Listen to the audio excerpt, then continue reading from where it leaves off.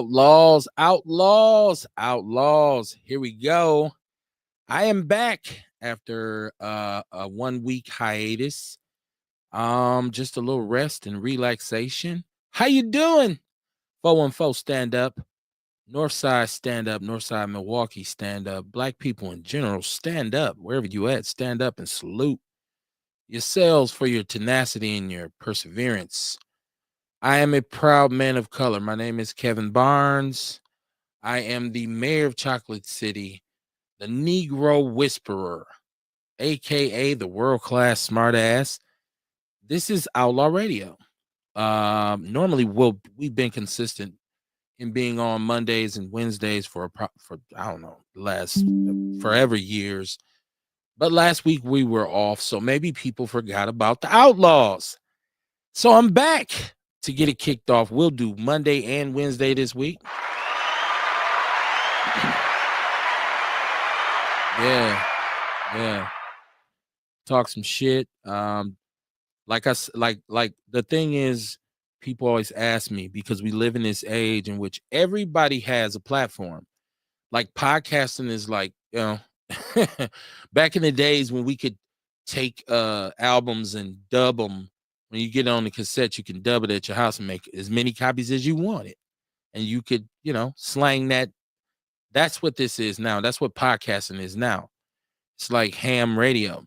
So people ask me, you have a podcast. What is your podcast about? And I always say, it's about Black people. And they ask me, what do you talk about? And so I say, I talk about Black people shit. And that's what we do. So if you want to call in, you want to participate in the conversation, the number is 262-202-5131. 262-202-5131. We have a chat room. The chat room always pops. So tell a friend and tell a friend we're here. As a matter of fact, let me take some time to share the show. a lot of people don't realize we actually simulcast.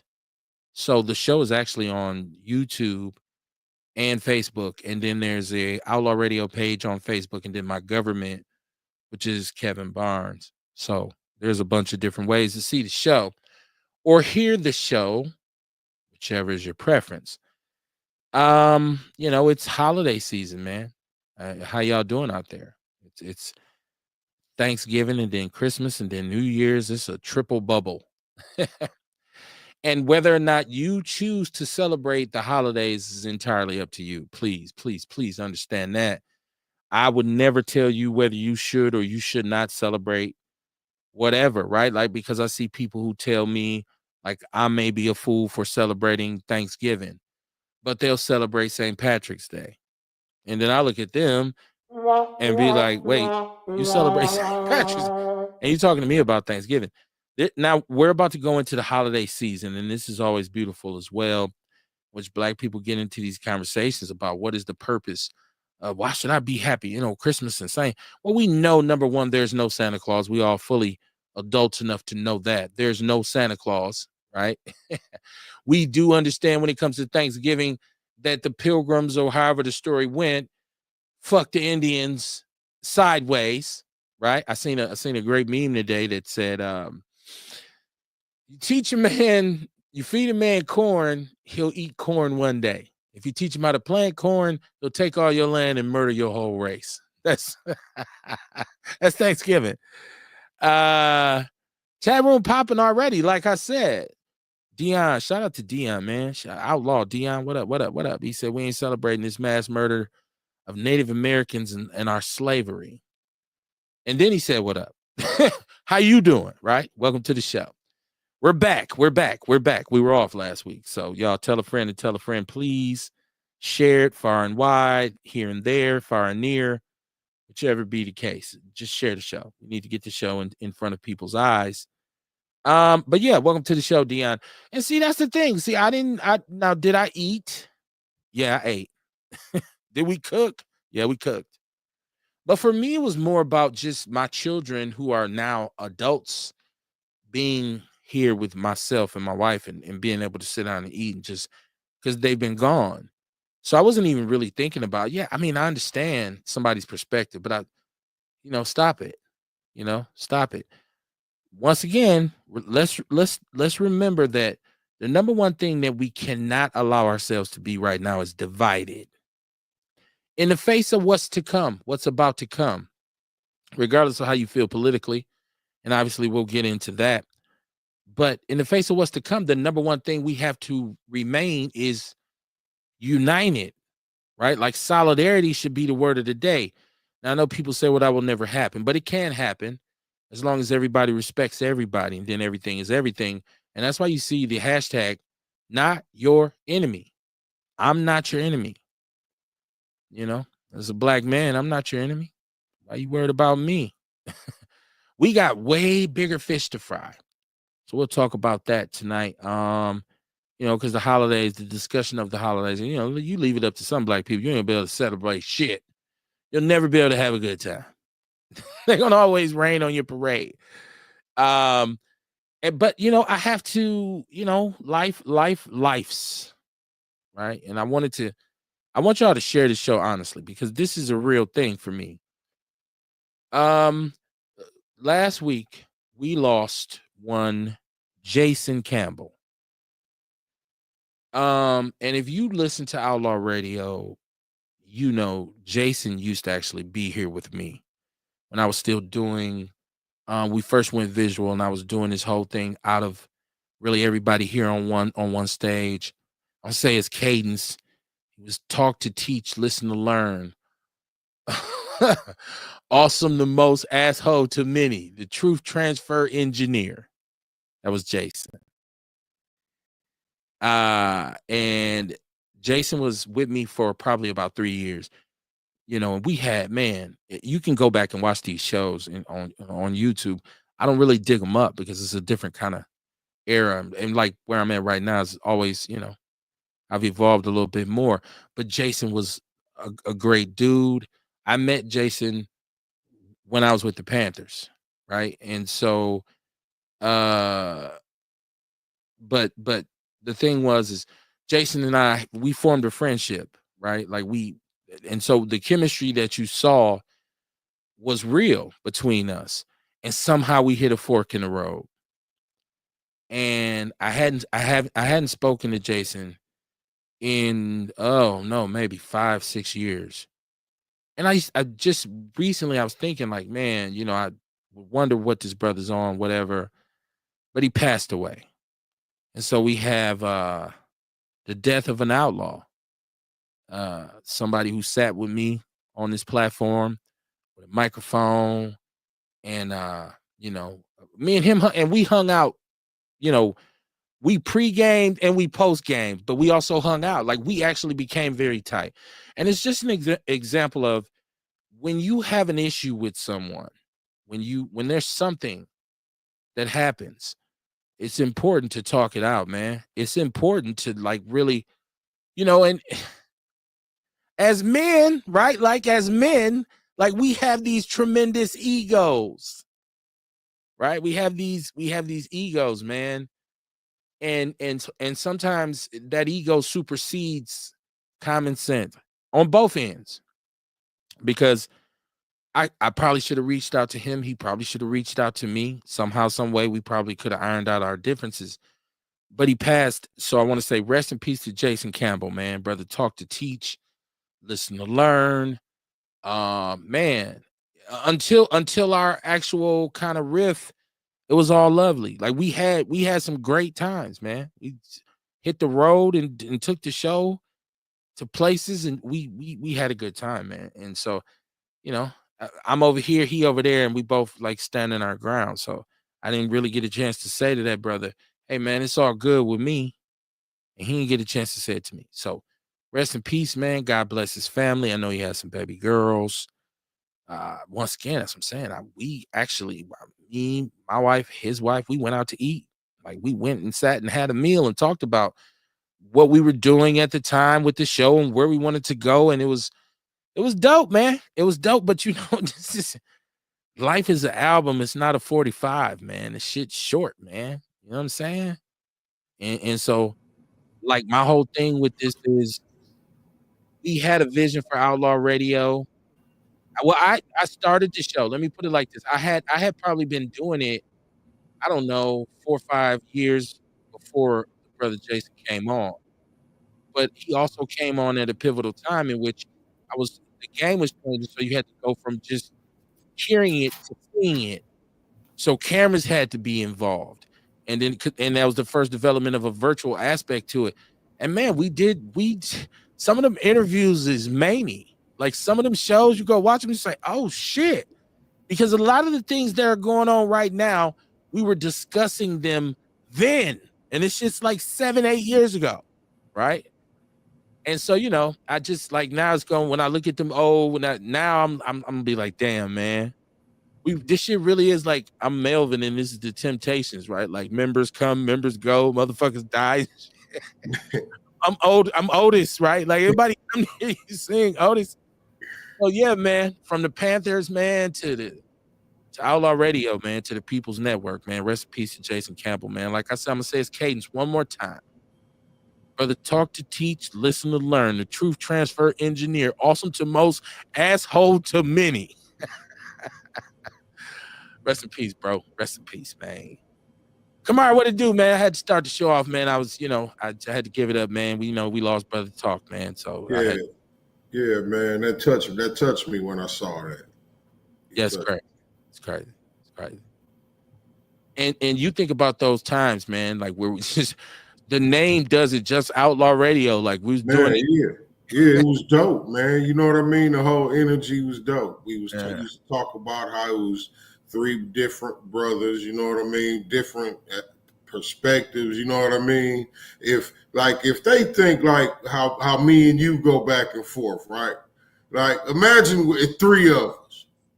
You know what I'm saying? That's what it was. It was 3 of us. Like it was live as shit, you know what I'm saying? You never knew what was finna be said, how the show was gonna go, you know what I'm saying? And you never knew who was gonna be on here. You never knew who was gonna be on here because we had so many guests. Shows, he would get I remember some shows he would get upset with the guests and would throw his pen down. Yeah. He get upset with me and do that shit. What you mean the guest? Well. It's like, man, I'm not even. And then afterwards, it's like, dude, what's that? And then he's just like, when we post game and in the garage, and he's just like, man, it's like, dude, what the fuck is wrong with you, bro? Like, man, there was some crazy times, man. It's crazy times. Listen, I was saying like the rift, like the way it just, it's one of those things where I didn't get a chance to really make amends, and now I won't say make amends, but at least just to say, hey, man, I'm not your enemy, right? Like it's still all good. I didn't get a chance to do that. And he knew that, you know what I mean? I used to see him every so often, you know what I mean? Like, I'd be out and about a lot. So I used to see him, you know what I mean? The energy was still cool, Okay. Yeah. You knew that though. He just wasn't messing with me. He just didn't, he wanted to remember the thing was he wanted to do his own show. Well, he wanted to, and then he started, and then he came back, and he just when he came back, it was myself, you, and Liz. Yeah, the energy was different. Yeah, and he just was, and then he just and he went on back to he went back to doing his own thing though too. He did some shows after that. He did. He still has a YouTube channel. Dumb nigga syndrome. I used to see him on Facebook and everything. Yeah. Block me. I didn't see shit. Block me. Like, dude, like middle finger, right? Dre Day, how you doing, my brother? He said checking in. My big cuz talked to teach, transitioned, and services at Golden Gate Friday, viewing at 2, service at 3. So his service is let me leave this up here. Golden Gate is at 2 at Golden Gate. And service at 3 p.m. Service at 3 p.m. Yeah. I can't, like, once again, man, it's a chapter in the book of this thing, man, where there was a point where me and him got really, really, really, really cool. And then it just too. Say that again. Said that brother was intelligent too. Very much so. Man. Absolutely. A vast amount of Yeah. subjects. No, You no know? doubt. No doubt. No doubt. And that's why I said, Kamar, I don't look at this like there's no sadness to this for me, because I look at it like everybody was strong. Everybody's mentality was strong. Everybody was convicted. All of us was like locked in on what we wanted to do. Like there was no weak link in that back then. Right. I'm not saying there is now, Right. but back then it was even more, because it was a third person. You know what I mean? So Right. and then it was just amazing time, man. Yeah, those shows. I don't know, man. Maybe if I get some money one day, I can package that up, man. It'd be a good move if we can figure out how to get some momentum on our YouTube page and monetize that stuff. And then, maybe we can kick his family something. I don't know. I'm thinking out loud as I always do. Y'all, welcome to the show. It is Outlaw Radio, live from the basement on a Monday night. We were off last week. I know a lot of people. It's just, man, once again, I think, and so, okay, just to go back there for a minute. Back then, I was actually consumed with this. Like it was like over, like for me, it was just like I was just pushing. I was pushing the line constantly. We was doing 5 shows a week. You know what I'm saying? Like, and so, that energy, and I think we're all on the same page. Like there's way more of a relaxed kind of perspective now. Like it's way more laid back now in terms of the way I approach it, because it doesn't consume me anymore. But back then it really did, man. I really used to be like, man, this shit used to be serious. Let me go to my chat room again. Jesse Parrish, she said, peace, outlaws from the Mile High Income Migrant Flooded City, Frontline Black News, the Revolutionary Agenda, and Shabaka's Black Experience Enhanced. He said, hashtag, I'm not your enemy, nor am I a crack baby.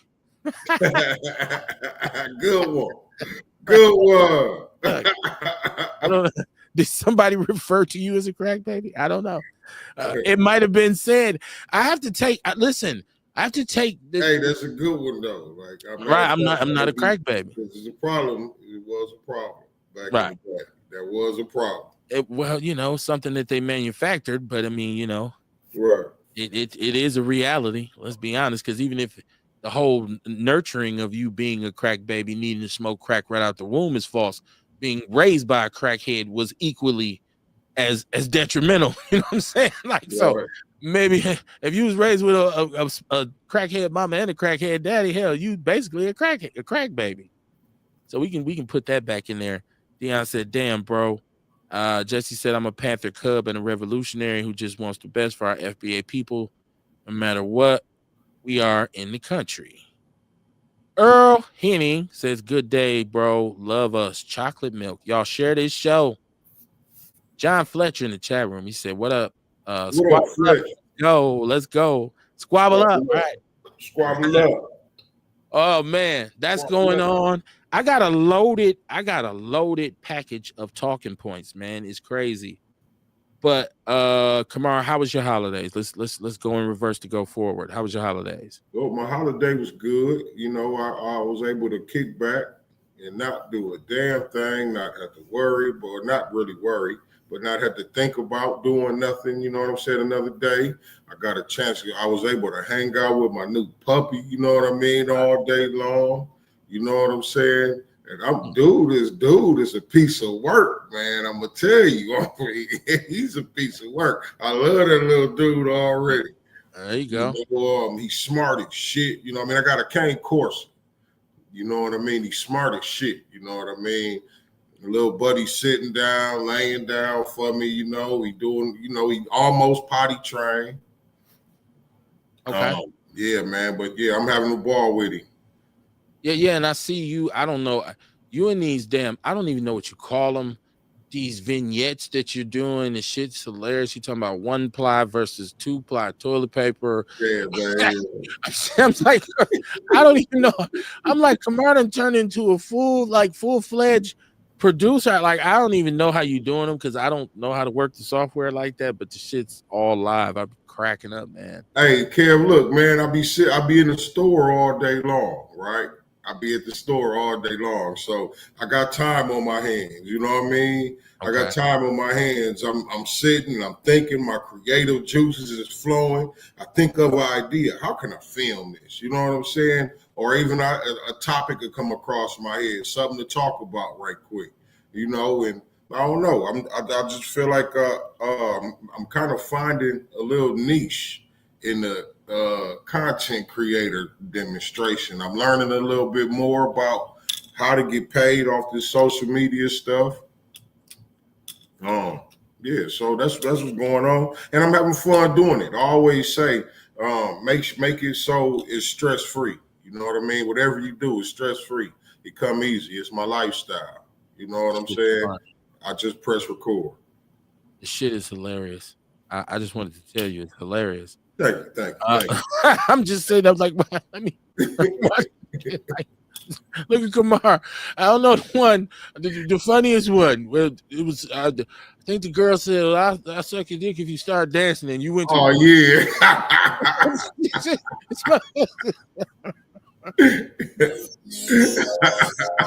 You did a slow bop, like what? What? this dude's crazy, man. Shit's crazy. Man. Earl Henny said the all black party. Oh, you know we're gonna talk about that. That shit's on. Oh man, it's on deck. That's in my talking points. Dion said that, yeah, the phone lines is open. Dion. Ernest Walker in the chat room. He said the A Zone Pharaoh is here. Damn, he's a pharaoh. Okay, not pharaoh, not pharaoh, a pharaoh. All right, welcome to the show. Welcome to the show, man. Y'all share this damn show. Share this damn show. And then I had to, I had a great holiday, right? Like my kids came home. First time, I'm an empty nester. My kids, come home and they driving together. They drive all the way from Minnesota. So it was dope. Like me and my son get to hang out. My daughter's here. It's dope. But then I lost my mother-in-law. Oh, man. Yeah, man. Sorry to hear that. Yeah, man. I have to shout out the Cole family, man, and my wife. My mother-in-law was a beautiful person. She was really. There are some people you come across in life where they are genuinely genuine. You know what I'm saying? Like this person ain't faking that they're a good person. They're actually a good person. Right. And my mother-in-law was that, man. Most dudes have horror stories about their mother-in-law. I don't, man. Like all the stories I have about her was her just, right. She was just dope, man. She was dope. And one of my first experiences, I had a daughter when my daughter was first born, and my wife was mad at me for whatever. Ain't no telling what. It was New Year's Eve. My dumb ass go out, stay out all night long. I'm at the bar. I'm at J&J's on Atkinson till like 6 in the morning. I got a newborn that's like 15 days old and just brought her home from the hospital, and my mother-in-law was there. So I came in, but I didn't come because we lived upstairs. I didn't go upstairs. Actually, my mom was in the hospital, so I just stayed downstairs. And I got up and went up there like 8 in the morning. I'm thinking, damn, and my mother-in-law's here too. I'm about to have drama. She had breakfast cooked. She had bacon, eggs, sausage, grits, biscuits. She said, well, come on in, baby. I made you a plate. And she gave me the plate. And I said, I said, I'm expecting her to say, where were you? Or shame on you or nothing. And I was sitting there eating. And she said, well, go on in there. And your wife and your daughter is in the room. Y'all ain't no running from this. Y'all got to work this out. Go on in there. And that was it. You know what I'm saying? I went in the room. My wife looking at me. She mad. I'm like, man, let me see my baby. And it just was. But you would expect her to be in my business, right? Like, and she always was just a super positive person, man.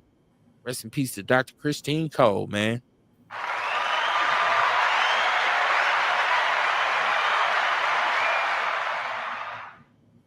So yeah, man, I was off. I took a mental break last week, and so much happened, right? And like so, you have to start. I thought that this whole Trump thing was a wash, like it was done. I thought we were done tripping on each other about it. Um, and so I said, can we get back to really now talking to each other regularly, like normally, right? Like I figured, like if nothing else, now that this is gone, this is transpired, can we just go back to talking to each other like normal? But it shows you how behind the eight ball the mainstream media here is in Milwaukee, Kamar, because the Journal Sentinel just put out an article today, and they said they talked to black male leaders in Milwaukee about why black people voted for Trump. Okay. And they talked about this 30% of black men, I believe, under 45 voted for Trump. Now, first of all, if you listen to our show, we talked about them trying to create a false narrative that we as black people were the ones who got Trump over the hump. It is a lie. It is a fucking fallacy. In most cases, and no matter across the board, if you look at the increase in votership for the Republican Party, it's 2% here, 3% there. It's not a margin that should besmirch the fact that we overwhelmingly still voted democratically for Kamala. I'm not on either side, but I'm looking at this article, and they interviewed three brothers, Biko, Tory Lowe, and somebody else. I can't remember. Oh, the pastor, Greg Lewis. And they were talking about why black people voted for Trump. And I still look at this as them trying to create a division, because even if either one of them voted for Trump individually, Trump still won. The Democrats and Biden still won. Kamala still won Milwaukee. Of course, in this 86% white state, he won the rest of the state and won the state.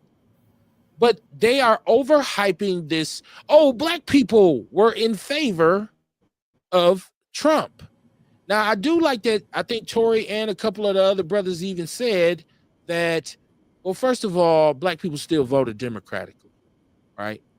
But the reasons for black people saying they voted for Trump still makes no sense to me, right? It still makes no sense. And so I don't want to revisit that conversation, because I think at this point it's just more than divisive. But the fact that the Journal Sentinel just put this article out today, Kamar, we talked about this shit over a month ago, damn near. So it shows you where our media is in terms of you getting information. It shows you if you're black, that's why there's a need for black platforms, because you can't spin us like that. You have to discuss the increase of Latino votes, and you have to discuss the fact that white women overwhelmingly voted for him and white men. Don't try to put that shit on black people. Don't try to put that on us. And any black man who voted for Trump, you're still a black man and you're still my guy. I ain't got no problem with you. I'm not your enemy.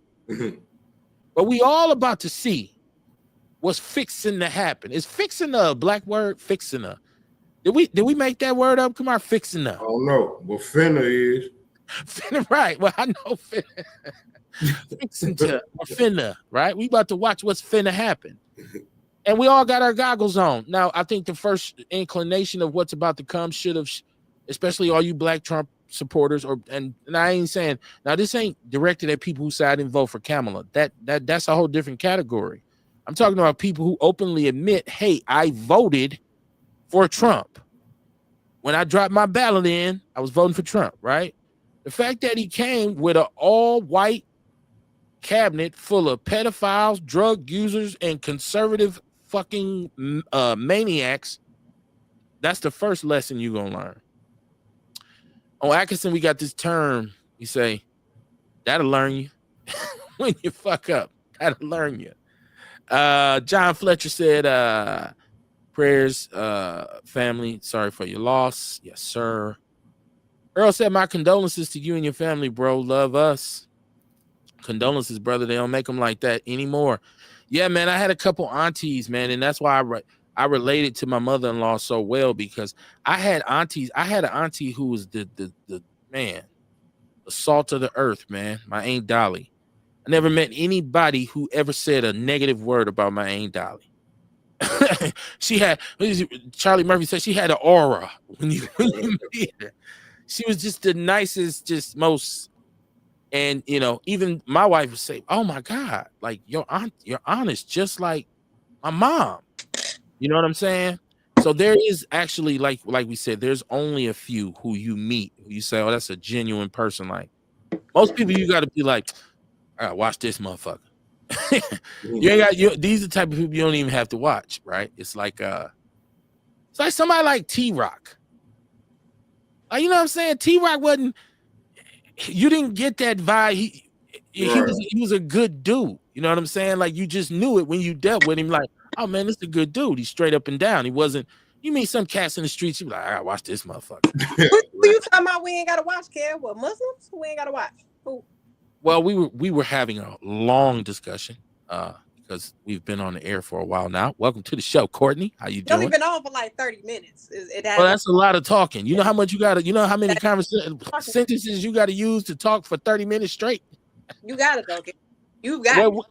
Well, we were talking about, because we opened up, we lost Jason. She dropped, so I don't have to explain that. Okay. Let me see. Tiarsha, how you doing, Tiarsha? Yes, ma'am. How you doing, Tiarsha? She said, "Good evening, Kevin, Kamar, and the Outlaw family." Jeff Crape in the chat room. What up, fam? How you doing, my brother? What up, Jeff? Jesse Perry said, "Right, don't put that on black folks."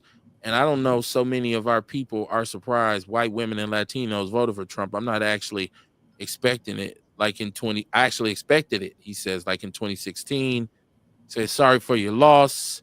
Condolences to you and your family, no doubt." He's speaking to Courtney. He said, "Hey, lady."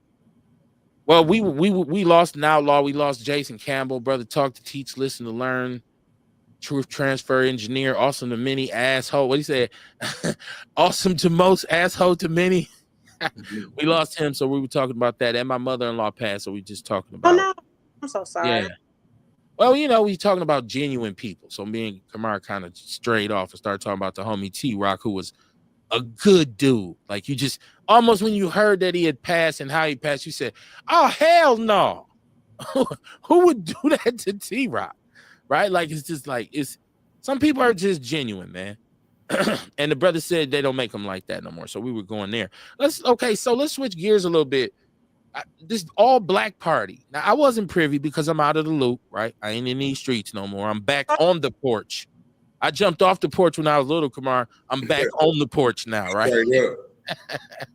So this all black thing, what was this? Because this was huge. Like, I didn't see him promoted on Facebook. Maybe I'm not in friends with the right people. What was this about? Friends with the right people, Kevin. I've been doing it for a couple of years, just like it was that all white party earlier this year. Did you hear about that? No, absolutely not. So they hosted all white party last year. I believe it was all white party, and then they do all black. Don't they do a brown party too? No, that was Martin School that did the chocolate party. Oh. If you know who that person is, he was a promoter. He used to do that back in the college days. But yeah, this is three black guys.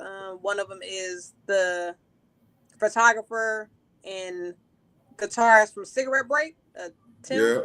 Yeah. Okay. And then there's two other guys. I don't know who the two other guys are, but they come together and they host these events. And, black folks get together, spend their money, get dressed. I heard it was no food there. We're spending all this money just to look fly, not even eat. God damn it. Right. I heard it was supposed to be some food there, but it wasn't. I spent all that damn money just to see people from Milwaukee and no food. Well, wait. Hold on. So slow down. Let's go back, because it was a lot of complaints too. Back in the days, they used to do these all whatever parties, and there was the brothers who were supposedly trying to raise money to bring back Afrofest. And I know this because we were trying to, at one point when I was really still off the porch, we were trying to bring Afrofest back to Milwaukee. And we were going to do it at what is that? Club Kiss, in their parking lot. We were going to do it there, and it fell apart. So I know then there was some money raised through these parties, and Afrofest never came back, right? Yeah. So there was some controversy. So I didn't know that they had resumed with the all whatever parties. I didn't know. That's what I'm saying. This isn't to raise money for anything. Just a party. Just making money. They be having celebrities. I know at the all white party, it was Jagged Edge. I think the all black party, it was Rick Ross and Tweet. Yeah. Rick Ross and Tweet. Is right. How much was these tickets? Wait a minute. I'm like, goddamn. But I don't know. I know, motherfucker, they spent some good money. Right. And okay. And there was a lot of complaints. Like I've been hearing a lot of complaints. You know what I mean? Like I commend them for putting on such a big demonstration. You know what I mean? Yeah. But you know what I mean? This is one of them things where it's a lot to learn from. Well, that's what you know on how to get it better next time. I think for one, you know what I mean? It should have been like an age limit or something on this thing. Yeah. You know what I'm saying? Well, that's where I was going, because I wanted to say I seen a multitude of people, and I seen a lot of people on Facebook celebrating certain. I don't know. I'm out the loop, right? I'm for real Outlaw now. I don't know. So people were saying, no, this was a great event. This was a good thing. A lot of unity. So I'm saying, did that one fight between, Boom Chic and them, does that besmirch the event? Now, before we talk about that, I do have Dion on the line. So let me get Dion. Dion, what's popping with you, man? Man, you ain't have to introduce me, man. I mean, man, I'm just here, man, always, man. I'm going to participate, man. You feel me? Okay. On the real, man. How y'all doing, though, man? Happy holidays, man. Yes, sir. I seen my nigga. I went down there and seen Bull, and I seen Vince Tony for the first time in person. Nice brother, He do look younger than what he say he is, though. Yeah. And he scolded me and shit. Said, man, you need to lose that weight. I know I do. It's hard. It's hard, though. I'm eating. That sounds like you're eating some chicken now, right now. Right. Hell no, I'm eating ice cream sundae. Oh, okay, that's more healthy. That's more healthy. That's dairy. That's good for you. Yeah, I try. I'm sorry about your loss, man. I kind of figured, because you was supposed to come on last Monday, but I kind of figured, you've been going through some personal shit. But motherfucker ain't gonna hold it against you. You know what I'm saying? Well, it wasn't that. You know what? What's funny about that is, Twan Mac died, and then Jason died. And the crazy part about this is, I met Twan Mac through Jason, right? And we actually went to some Twan Mac shows, myself and Jason. And so when Twan Mac died, that kind of brought me back to, damn, I bet you Jay is tripping, because that was his boy. Yeah.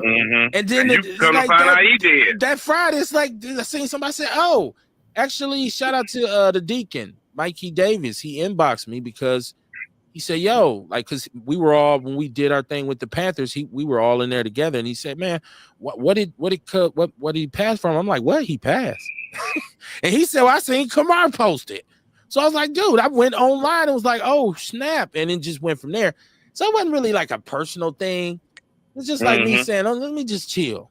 You know what I'm saying? But no, I know you was going through something with your mother-in-law too, and like Kamar said, your kids is coming up. So, man, motherfucker deserve to have a break, man. Yeah, no doubt. No, I just didn't want people to think like I'm Kev over there tripping and shit, sitting in the garage depressed. No, it wasn't. It wasn't like I wasn't on the show because I just can't even hold the microphone. I literally just said, you know what? Let me chill. We just talked about this when Jason was on the show. Him, myself, and Kamar, and we used to have mad guests here, and we used to do everything from here. This shit, I was consumed with this shit. I was like, this shit was everything. I thought about it 2 out of 4 minutes out of the day. And so I'm glad that pressure, like, that's what I'm saying, man. It's cool now. I ain't eating 5 shows a week and 3 people on tonight and 2 more people coming in tomorrow. And shit was hectic for a minute. I was doing this shit out of my house. So it's like, man. So now I'm much, so it was a different energy then. So we were talking about that. But rest in peace to but you know what though, Jason, man. What's happening? I ain't respected no motherfucker that voted for Donald Trump. So we got a different take on that. Like they dead to me on my mama. Damn. You know what I'm saying? Damn. Hell yeah, fuck them niggas. Dion, on the real. Dion, I'm not your fuck right? Yeah. Fuck them niggas. No. Listen. It's all in right now, because when it comes down on all of us. It ain't gonna be.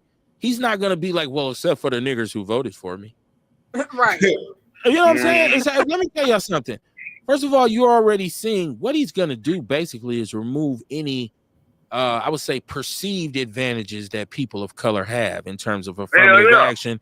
And this whole DEI thing that we've been riding the wave of since George Floyd, and before that, the Me Too had softened us up, so it got us wet. And then the George they hit Floyd women too. So then the liberals were having their day, and so he's gonna scale all that back. You know what I'm saying? He's gonna all those initiatives are going to be scaled back, you know, and that's what I think people of color probably overlooked. But besides all their other beef with Kamala and everything else, I think they overlooked that, hey, this represents a direct attack on what's supposed to be equality in the United States. Just don't say us, because they said it today. The LGBTQ and the women. So all them funky ass white women that think that they above the law. You ain't getting no priority because you a woman, because you a homosexual. You ain't getting no priority because you gay. You know, they was talking about that Walmart taking all that stuff out. Oh yeah, the shit getting real. Well, see, in the Journal Sentinel today, in that article that talked about why black people voted for Trump. And once again, let me reiterate, please don't fall for the banana in your tailpipe. Black people are not even close to the reason why Trump won that election. Right. We still overwhelmingly, damn near 80% voted democratically, which means they voted for Kamala, right? That 3% increase in votes in black males, and they tried to say, oh, black men, it's their fault. It's not. It's not when 80% of us voted the other way. It's not. You can't even put it on us. But they'll throw that out there, and we'll go run with the shit and be mad at each other. Once again, I'm not your enemy. That's why the hashtag is on the screen. Hashtag not your enemy. This is the mindset we need to have with this Trump shit. When you look at another black person, you have to say to them, I'm not your enemy. You shouldn't be mad at me. Even if you voted for Trump, you ain't my enemy. Hell, they my enemy, bro. They my enemy. I got some dudes I'm cool with that voted for Trump. I got some real homies who was pro-Trump. I got family. I ain't gonna look at my family and be like, oh, fuck you. You voted for Trump. I'm not gonna do that. But I mean, you know, you're entitled to your opinion. Yeah, because anytime somebody vote against their own best interest, come on, man. It happens all the time, though. That's just like voting to send you to the Suicide Squad. You're like, oh, I still love them. Fuck them, you know. Love them from a distance. So let me ask you this question. By that kind of, you know, sentiment, a lot of black people here voted for Mayor Johnson. And there are a lot of black people who say Mayor Johnson didn't have our best interests at heart. So they then effectively voted against their own interests. So you don't like nobody. You like fuck all black people. Mayor Johnson is a gatekeeper, though. Okay. You know what I'm saying? Okay. Yeah. He might want to do a little something, but you know, the powers that be won't allow him to do nothing. You know what I'm saying? But this nigga flat out told you, like they be doing them interviews and stuff. Like motherfuckers be like, "What the tariffs? Oh, we're not gonna pay." The man, everything the man said that he was gonna do, he doing. That's the part that you know that's fucked up. Somebody else. I need somebody else. Go ahead. Somebody else on the panel. Y'all. Trying to talk. Y'all talking so damn loud. These is men folks on here, Courtney. You gotta put some bass in your voice. You gotta say it from your chest. Courtney, she almost bad as a Trump supporter because she voted for Cornel West. She might as well stay that motherfucking home. I'm not sure. That goof ass nigga wasn't gonna win. You know what I'm saying? I'm not your enemy. I'm not your enemy. What did you want to say to him, Courtney? I'm not sure. Motherfucking Pell Grants get snatched from up under your ass because of Donald Trump. And don't think because you a woman that you gonna get any special treatment. Because all that DEI, first, this, that, and the other. That Me Too movement, motherfuckers might violate. Hold on, Dion. Hold on, Dion. Hold on. I'm not your enemy. Okay. But anyway, Kev, I just want to know how your wife and your daughter was doing. How is the family? Everybody asking, giving condolences to you, but how are they? Are they all right? Yeah, I mean, the one thing about death is if you're still alive, you are where you are. Like the dead go and you're here. Yep. So wherever you are, that's where you are. And everybody's at a different point. Like everybody mourns differently. Everybody grieves differently. Obviously, it's my wife's mother. She was very close with her mother. So she's in a place where her brother got to be ready to just be a shoulder and a support system for however, time for the time being, for the near future. My daughter was very close to my mother-in-law, so she's dealing with it her way. She's newly adult. She's 21. My son's 18. He's kind of pinging because he's still trying to figure out the male emotional and whatever. I know my son, like he's like me. Whatever his reaction to it, he did it by himself. He got off to himself. If he shed a tear, if he was with his mom, he was there. He's up there. They're all up there. So they went through it together. So, everybody's as strong as they could be in this situation. One of the things that bothered me the most when my mom died is when people would keep saying, "Hey man, are you okay?" It's like, yeah, I'm having the fucking time of my life. Yeah, it's all shits and giggles. Yes, I'm doing great. Like, I just got tired of that. And I didn't want people to keep saying that to me. I didn't want to see people who would say, "Hey man, your mother was this," or, I went through this when my dad died. It was the same thing. So everybody's okay. Daddy's been through this though a long time. I got like 19, 20 dead homeboys. So I didn't see all my grandparents gone. I got uncles, aunties gone. People been dying since I got here. So I'm not trying to be cold or callous, but that's, I just got to be able to say, hey man, take your time, grieve, especially for my wife, because I know when you lose your mother, it takes you probably about a year to adjust. If you've been used to speaking to your mother on a regular basis, or you've been used to seeing her on a regular basis, the removal of that it take you a good year to say, oh shit, like, if your mother was used to call you on your phone, or you were like, damn, it's not there anymore. So it takes a minute, man. It's hard to see your mama. Your mama is your first teacher. You think this is the person who taught you how to hold your head up.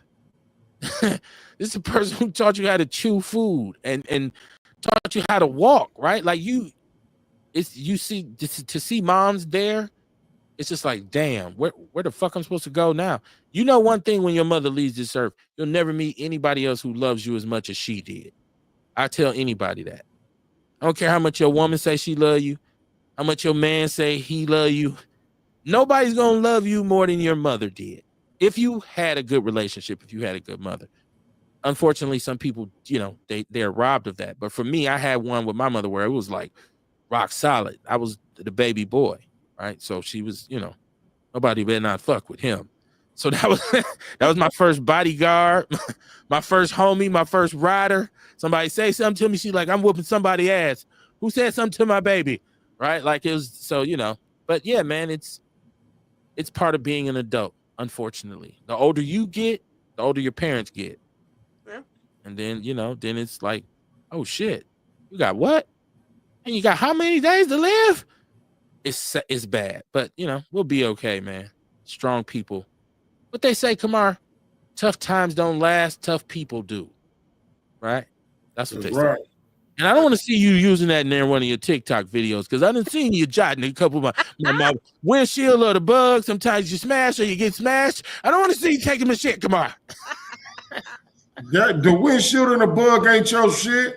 Well, shit, sometimes you the bug, sometimes you the windshield, sometimes you done said it, but that ain't the only place I heard it. Okay, well, I was taking credit for the shit when I seen it. I was like, oh, that's my shit. Right. You did say it. Yeah, I heard you say it too. I thought you might have been jotting a little bit. My bad. I'm not your enemy, Kamar. I'm not your enemy. That's right. Look, that's what I'm getting out of every argument from here on out. What you say, Kev? Look, I'm not your enemy, buddy. Hey, I told you. Hey, now, I just told you what I did take from. Oh yeah, the one on the news. Yeah, we said. Yeah. Yeah, I told you what I took that one from you. And stuffing out. I give it to you. I give it to you if I got it from you. Okay. Just want to be in the room. Just want to be in the room. Ewok said, I ain't even on the porch. I looks out the window. Damn, he's staying all the way out the way, right? No, that's right. If you old, man, fresh air, Ewok. Man, you can get out, but be out at the right time. Yeah.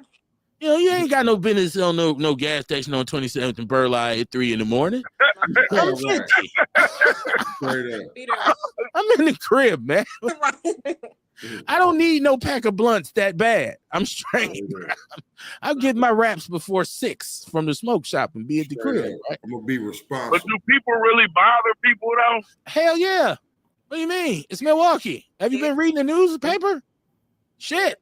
I don't know, man. I don't. Listen. For one, I really don't be out, but I don't be worried about people when I go places. So You stay I guess because you stay in safe. a way, because I still can relate to them people a little bit. You know what I'm saying? Like when I'm out dressed up, you know what I'm saying, dressed and how I'm acting. You know, I'm dead. Like I tell people, I might be 47 in age, but mentally I'm not there yet, though. You know what I'm saying? Like, and I mean, I don't know how that works, but I don't feel 47. Dion, let me ask you a question. You live on the west side with me. It's some spots out on Silver Spring. You go by West Lawn, some of them gas stations, some of the Popeyes, restaurants, liquor stores. None of those. 1 o'clock, 2 o'clock in the morning, as GD as you are you at them spots? I'm not. I never liked that little gas station. Now the big one across the street, I might fuck with that one. 2, 3 in the morning. But to be honest, 2, 3 in the morning. 2, 3 in the morning. Probably closed anyway. Yeah. Okay. So, okay. But to be honest with you, really honest, I would feel more safe on 27 Burleigh than I would right there on 64th and Silver Spring. Ooh. Because you gotta understand, I grew up on 26th and Center. Yeah, but that was a long ass time ago. Them some young wolves out there. They don't know who the hell you is. Not that bad though. I know, but I just the reason I guess I feel hold on, safer. time out. Did I just hear somebody say the gas station on 27th and Burleigh ain't that bad? Let me tell you though. It ain't that bad though. At 2 in the morning? Okay. So I go there on the regular. They dad always want to go to that one. That's his go-to. Like, so I've been there numerous times at night, during the day, on the way home. I mean, right now it be dark and it don't be. You still in your 30s. I said I'm 50.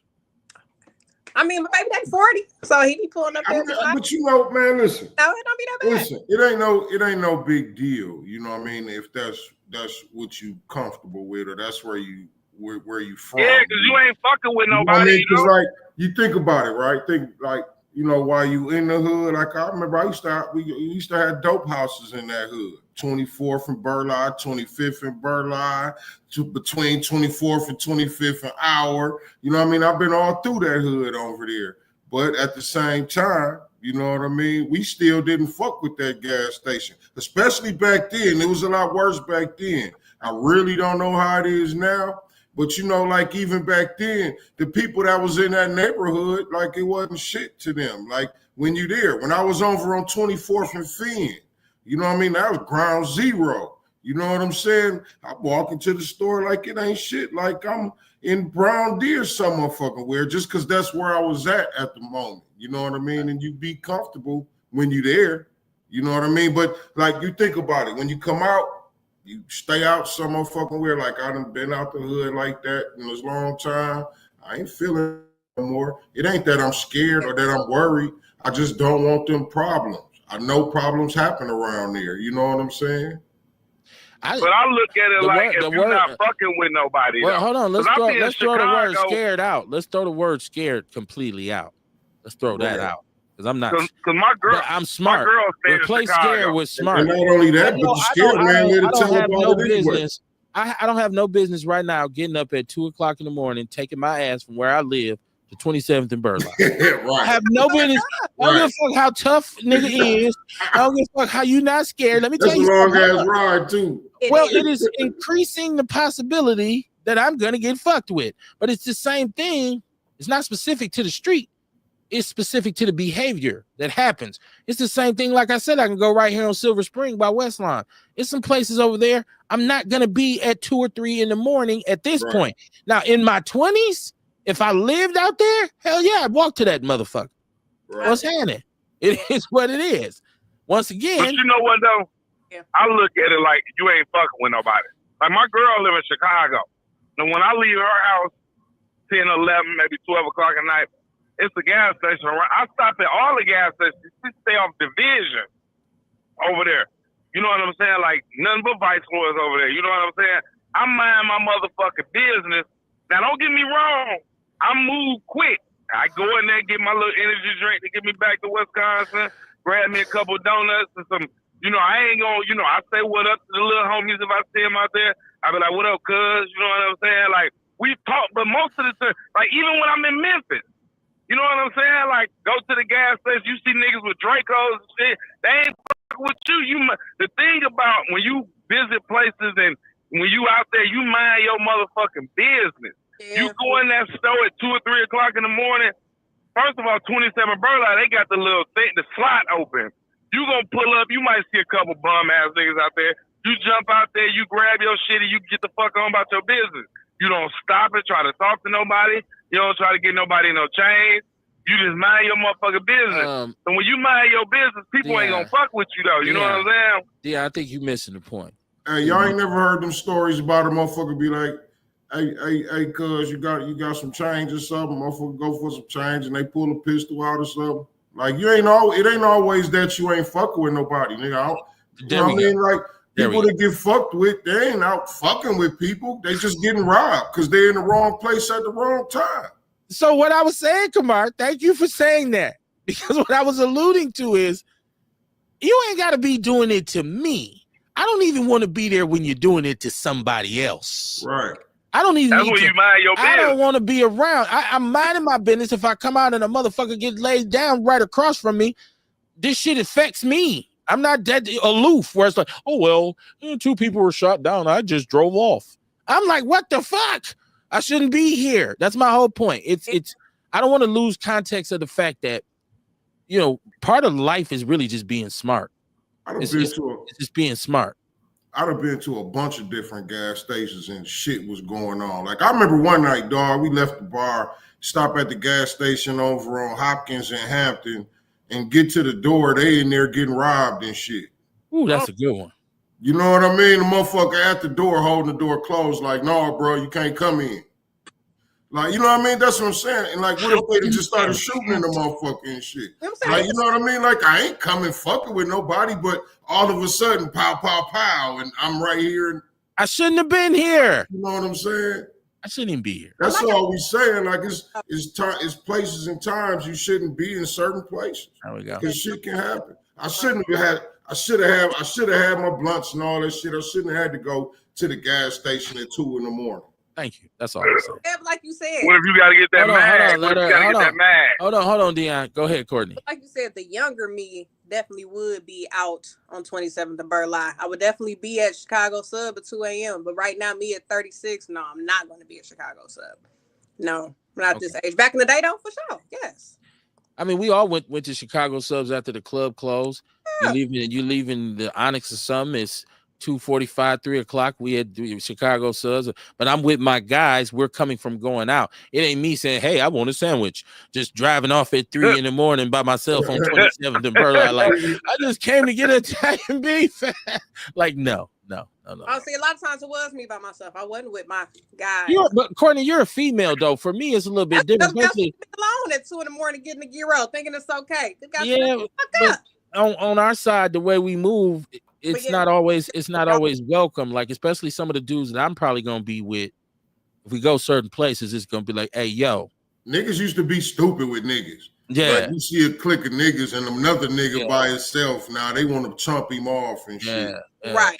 And then it's, you know, and like he ain't come. Hey, listen again. He ain't coming to bother nobody. He ain't fucking with nobody. But you just get that shit sometime. And like I said, if some of your partners was real dudes who've been out here in the streets, oh man, that's so and so them. Now here we go. God damn. I didn't come out here, bro. Come on. Oh, now these motherfuckers looking at me. I done been in some situations. That's all I'm saying. I learned how to survive was to move strategically and not be gung-ho and not be the first. You always want to be up front, being seen and all this. And I learned how to survive in the street by being smart and strategic. Like, okay, be here, don't be there. You know, roll with him, don't roll with him. There's always rules. There's always levels to it, man. This is Tiarsha. She's in the chat room. She said my first cousin was good friends with Jason Campbell, and my good friend, extended family member, was married to Jason. Which one of your cousins? Because I was actually cool with Jason. We actually, come on, you remember KT killing him, the Hmong rapper guy, when Jason and we, what's the brother name? Donnie? He's a barber now. I forget his name. Like that was Jason's other guy that I met. That's why we ended up in Green Bay one time doing a show at a rap convention. Like crazy shit, man. Me and Jason, I'm like the only time I really ever kicked it in Green Bay. Like, you know what I mean? That's I can't remember the brother's name. He's a barber now. Donnie D. I see him all. I see his barber things.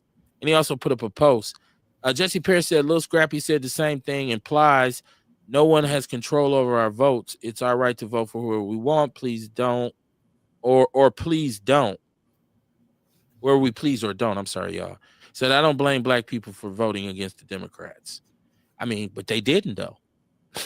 That's the thing. Some of them did, but they didn't really. The majority rules, right? Are we, Kamar? Majority rules.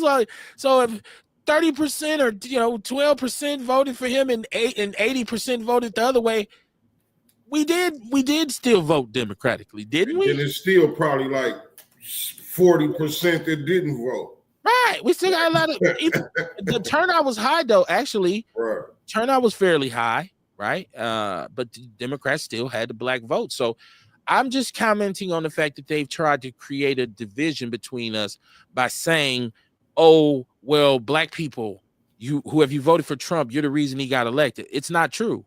Even if you voted for Trump and you're black, you're still in the minority in terms of voting. It's not your fault. Therefore, I'm not your enemy.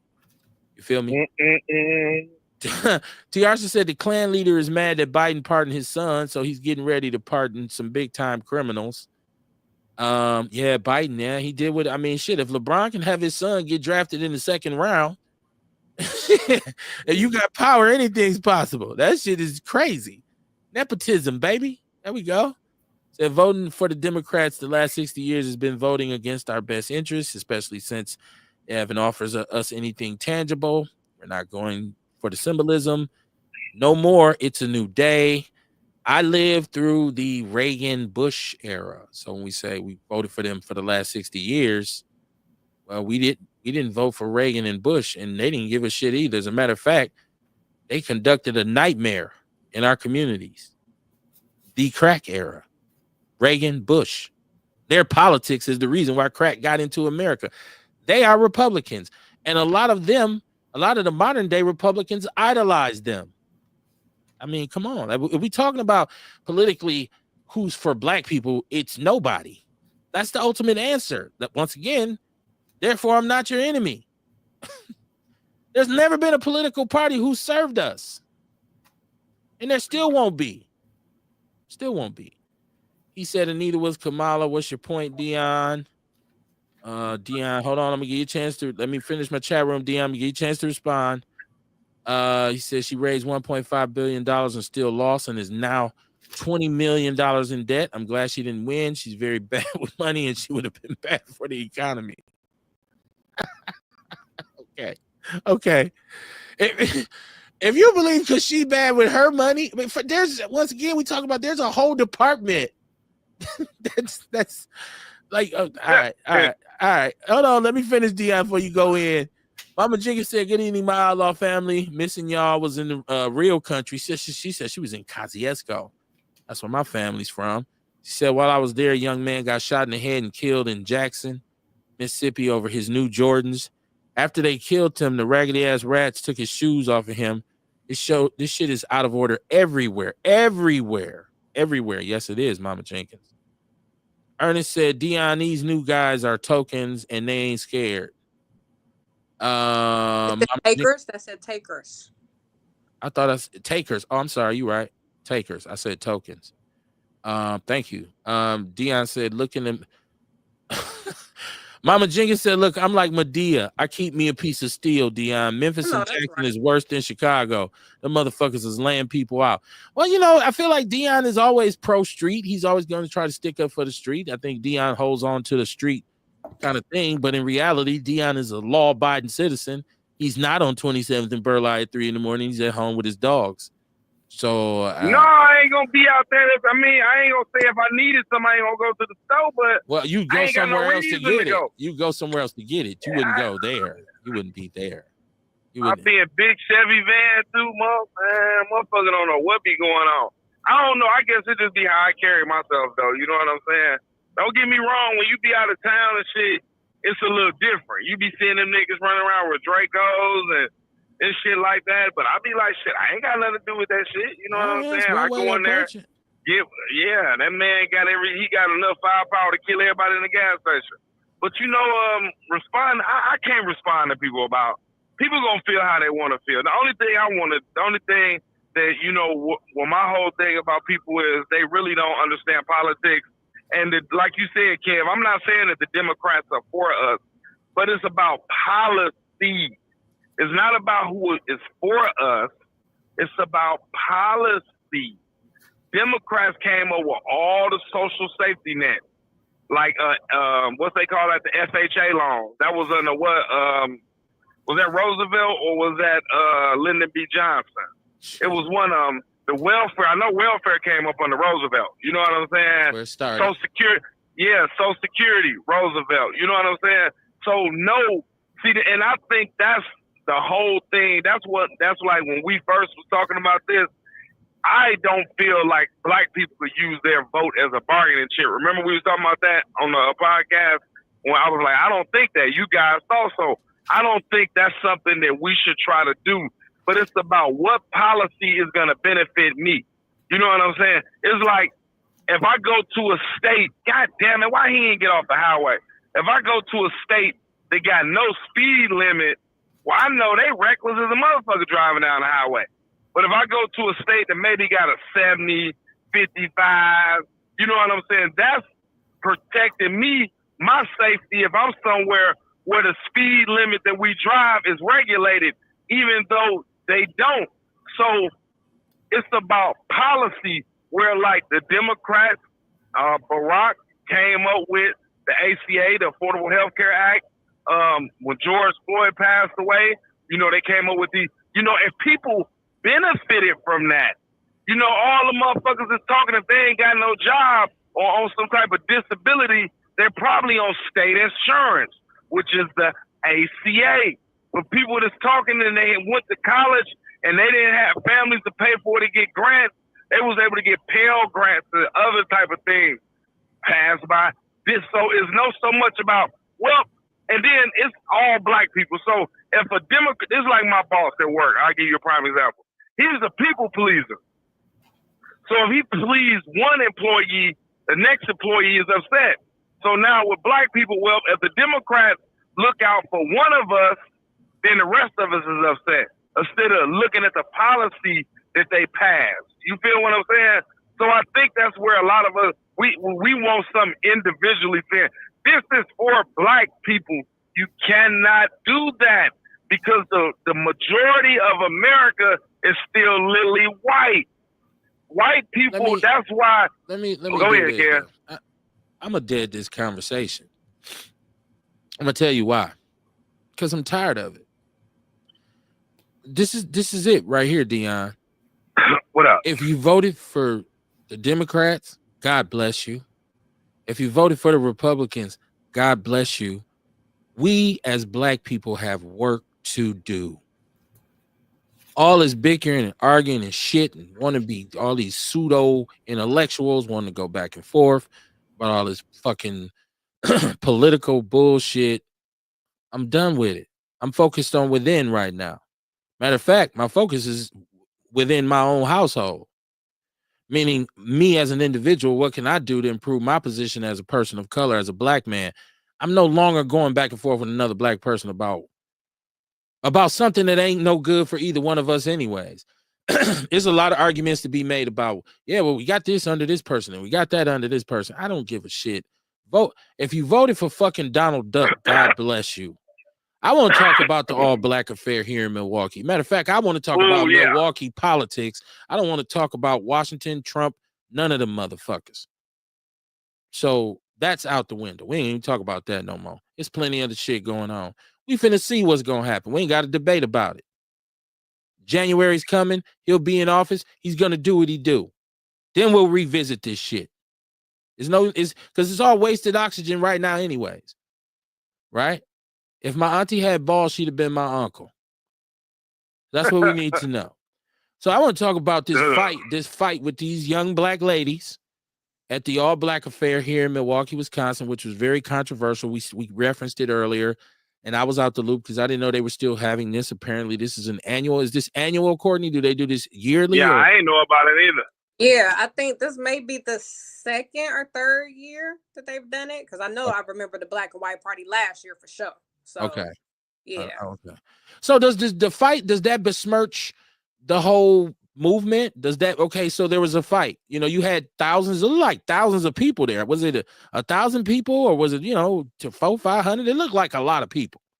I feel like I was the only one who didn't know it was going on. You and me both. It was a good amount of people, but it should be an age limit. I guess when you hear something like that, I just always assume it's people my age and older, 30s and up. But I guess it is some younger folks, and it do be people our age still fighting. Seeing other chicks, you was messing with my man, my baby daddy. It don't mean they was young. Could have definitely been in their 30s. Like, was there alcohol? Is there alcohol served there? Yeah, you know it is, but it's no food though. So yeah, they was drunk. Damn, ain't no fries and nothing to soak up the liquor. Now, Kamar, you said you heard there was supposed to be food. Did you hear why there wasn't? Is it a failure of a vendor, or what? Like, how they never said. The people who was talking about it never said why it wasn't no food, and that was the problem that they had. Okay, they didn't have no answers. So they were there. They were saying there wasn't no food. They also paid a bunch of money for a table. Because it was an area for people who didn't pay for tables, and an area for people who paid for tables. He said he got there. When he got there, his table full. It's a family at his table and shit. And, like they ain't had nobody watching over that type of stuff. And, it was just a free fall pretty much. So they were all there to see Rick Ross and Tweet? Is this the only draw? Well, it wasn't just, I don't think they was just there to see that. Everybody was going to go. Yeah, to see each other. Everybody was going. There was music. It was a party. Yeah. Okay. Yeah. Okay. Yeah. So it wasn't like an expo or something, like where it's like booths set up for people to go and say, "Oh, thank you for the information." It's just this is a party. It wasn't Tweet. It was Tweezy. You know who Young Tweezy is? No, it was not Tweezy. It was Tweet. Tweet. The singer. I've seen Young Tweezy on there. I've seen Young Tweezy and Rick Ross. No, you didn't. You saw Tweet. Now he was there because I saw him interviewing Rick Ross. Yeah, he always, Tweezy always in a place to be, man. He's been in a place to be since I used to be in a place to be. You know what I mean? Yeah. Tweezy the man. You know what I mean? He used to be signing Suave House back in the day. Yes, sir. Yes, sir. I couldn't tell you one of his songs in my life depending on it right now. I couldn't either, but I do know he was making records. All that don't matter. I know he was getting paid off this rap shit when niggas wasn't. He was out here. He's so still it don't matter. It don't matter who knows his name. You know what I mean? That's me shit. I used to get paid do paid shows outside of Milwaukee. You know what I mean? And never dropped the album here. Okay. Never? I thought you had the job. The idea is to get paid for the shit, right? I want to back to the original question though. But so does this diminish? Like, should they say, "Oh, we ain't doing that no more"? I mean, first of all, I'm happy nobody got killed. Right? Let's be optimistic. Right. Let's look at the positive side. They definitely should do it again. I think that was an isolated event. They was talking about them girls who was already into it with each other before the event, talking that on site. It's on site shit. You know what I mean? So when they saw each other, it had to be on site, I guess. So that was just an isolated event. All the other events that they be having, you know what I mean? They've been going down without all that bullshit. You know what I'm saying? This is the first time that I know of that something like that happened at their events. Because they've been doing. Somebody watched the video. I watched the video. I watched the video too. I watched that ratchet shit. Right. Who cheerleader for foolishness? Who thought some dick and balls was gonna flop out though? Because I ain't gonna lie. I didn't. I don't approach life like that. So if it's two women, right? Who's looking for something like that? Where did that even come from anyway? I ain't gonna lie. When they made you think of that, DL? Because I did though. I thought it was trainings at first. Oh no. Yeah, that wasn't the first thing I was thinking. I was like, okay, this is some girls fighting. But the one thing that's disappointing for me is always that when there's like a fight like that, people just stand around and just. But I know a lot of people are hesitant because it's like you don't really know who's here with this person. If I go up there and grab one. But it's like a thing where you just see a million people just standing there with their phones out. And a lot of times if you watch theirs, they're like live or whatever. They're like, yeah, it's going down at this motherfucker. Yeah, it's turn. Yeah. And so I just, anything that where we can get together, I encourage it. But, y'all brothers, y'all learned a lesson. Maybe you can pinpoint where there was a lapse in security. Maybe like Courtney said, next time have some little wing dings and some little snacks so people have something to put that liquor on. Because that liquor naked in your stomach, yeah, it make you a little bit bopter, right? You get a little bit more, And my guy said bopter. Yeah, we've been here 3 hours and I'm on my 12th drink. You know what I mean? Like, so it's like, yeah. And then, one thing motherfuckers in Milwaukee gonna do in my experience here, my entire life is we gonna fight. I seen motherfuckers fight at church. I said, ain't no chicken, ain't no fries. We just drinking. Right. And you have the chip shit. They could have caused a lot of vendors they could have involved with this. Goddamn. Yeah, man. Come on now. Give them some little celery sticks and some carrot sticks and some shit. Little ranch dressing. You really want to make a motherfucker fight then. Well, shit, that's better than nothing. Look, people gonna eat that up too when they drunk. They tear that shit up. Like, man, ain't no more celery. Right. Where y'all get this ranch from? Oh man. Yeah, that I don't, people. We got to be careful with the media. The media is dangerous nowadays, man. It is. The media plants messages in our communities, and a lot of us are not smart enough to avoid them or to understand them. And once again, it's not a thing with me speaking down on people. I think a lot of people just don't take time to process information like some others do. Like I look at and scrutinize everything I'm told. Most of the shit I see on social media, I'm very hesitant to post it in the People's News Network until I can verify it. Because there's a lot of clickbait on the internet. Yeah, if you're a YouTuber like me, that clickbait be off the chain. Snoop Dogg slaps Ice Cube. You're like, what the fuck? And you will click on that shit and ain't got nothing to do with neither one of them. Clickbait, yeah, man. I don't see nothing like that though. Fake story. I'm just saying, fake stories. I see fake stories. How many people done been killed? And they actually was still alive on the internet. You heard so-and-so died. This motherfucker got to literally come out and make a statement. I am not dead. I am still here. Like, it's like you just got to be careful when you have to vet information. It's so much of it. You have to vet it. You have to say, well, hold on. Is this for real? How many online scammers are there? Man. And people, if you got, look in your email, you got phishing emails. They make this shit look legit. Like, hey, Kevin, this is Chase Manhattan Bank. You have a serious issue with your account. You look and say, this shit look like it's really from Chase. Don't you click on that shit. Some African in Nigeria, like, we got one. Yo, that's what we got. I seen the special on Vice, man. Shout out to them. You do what you got to do.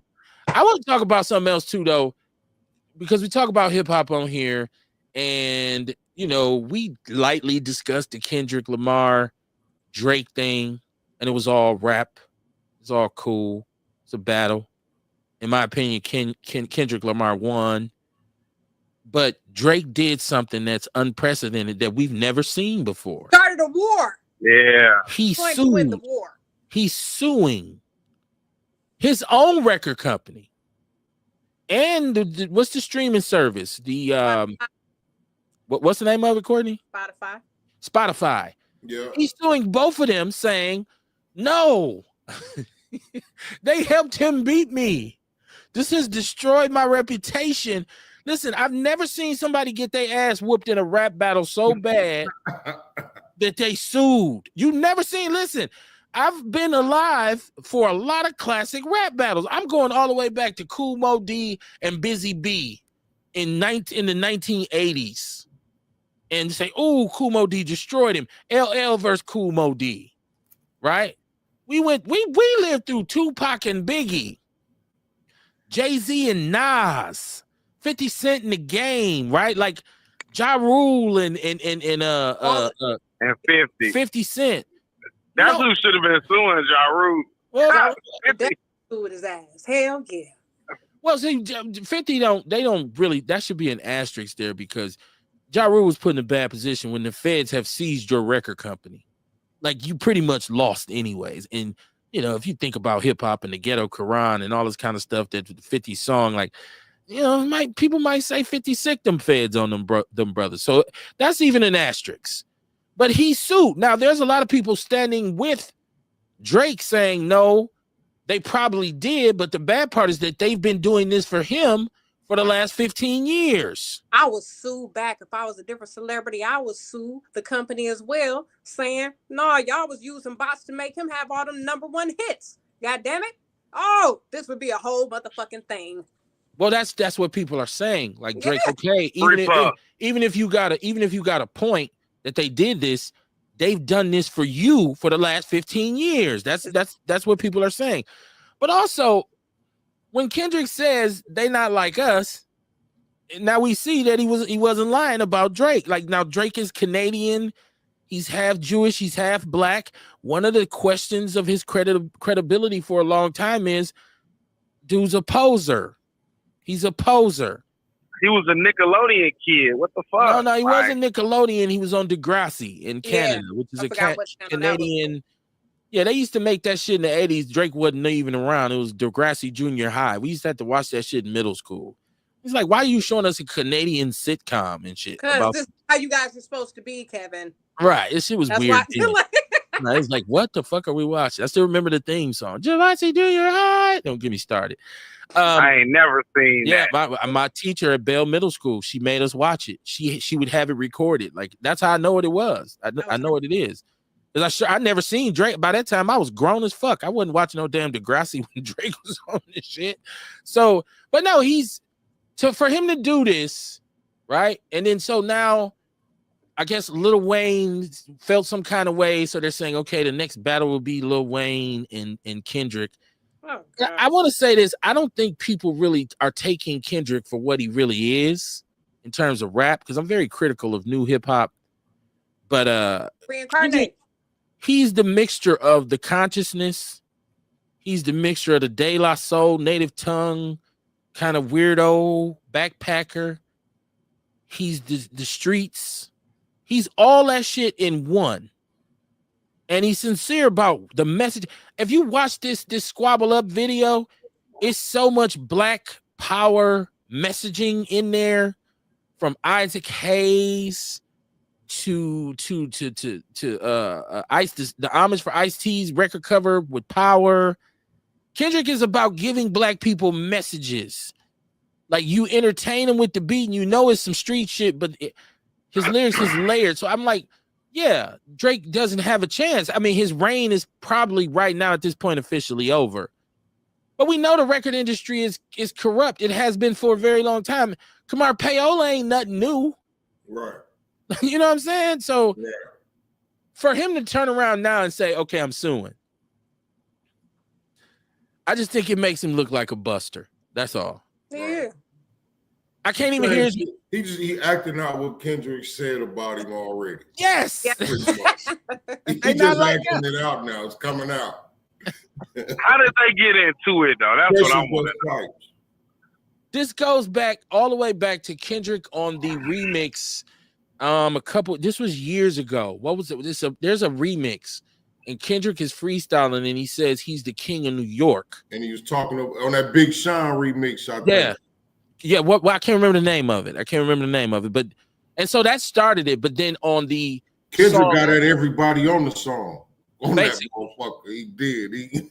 But then last year on the Future song, when he says "fuck the big three," it's just Big Me. Right. Because the big three is supposed to be him, Drake, and Future, or him, Drake, and J. Cole, or okay. So he said, "Fuck the big three, is just Big Me." He said some other shit in there, and so that started it. So then Drake said, "Oh, I'm gonna get you." No, I'm gonna get you. Wow. But then he kind of like responded by bowing out, or did he respond and then bow out? He did respond and he backed out. But J. Cole made a song recently where he talks about why he did it. Which, if you listen to the song, it makes sense. And a lot of people are like, "Oh, you hoe ass nigga." Yeah, J. Cole went with that shit. He apologized and everything. Yeah, and he made a song, his latest song. He's talking about like why he He's like, man, this not how I want to. This ain't how I want to do it by, going at another black man. I don't know if he was scared, he didn't want to smoke or what, but he was really sensible about it. Like, hey, man, it makes no sense for us to fight. You know what I mean? It's just about what we talk. You know what I mean? What we talk about, like black men going against black men. You know what I mean? The whole look of it is foul. Really. You know what I mean? Especially from the outside looking in. We all entertain. But from the outside looking in, you know what I mean? It's not a good look. Yeah, every black man ain't a black man though, just because his skin black though. And that's the thing right there. You know what I mean? On why that Drake and Kendrick Lamar went so hard. You know what I mean? Because he showed why Drake ain't that black man that everybody thought he was. I thought Pusha T had already dismantled Drake when he put the picture of him with black face. Obviously, he didn't. Yeah, he didn't polish him off. It wasn't no fatality, Kamar. It wasn't Mortal Kombat. Right. He didn't finish him. He just beat him. Pusha T just beat him up real good. Right. Kendrick buried him. And the thing is, it got so bad. Well, he's complaining. Well, he insinuated that I'm a pedophile, but you call him a woman beater.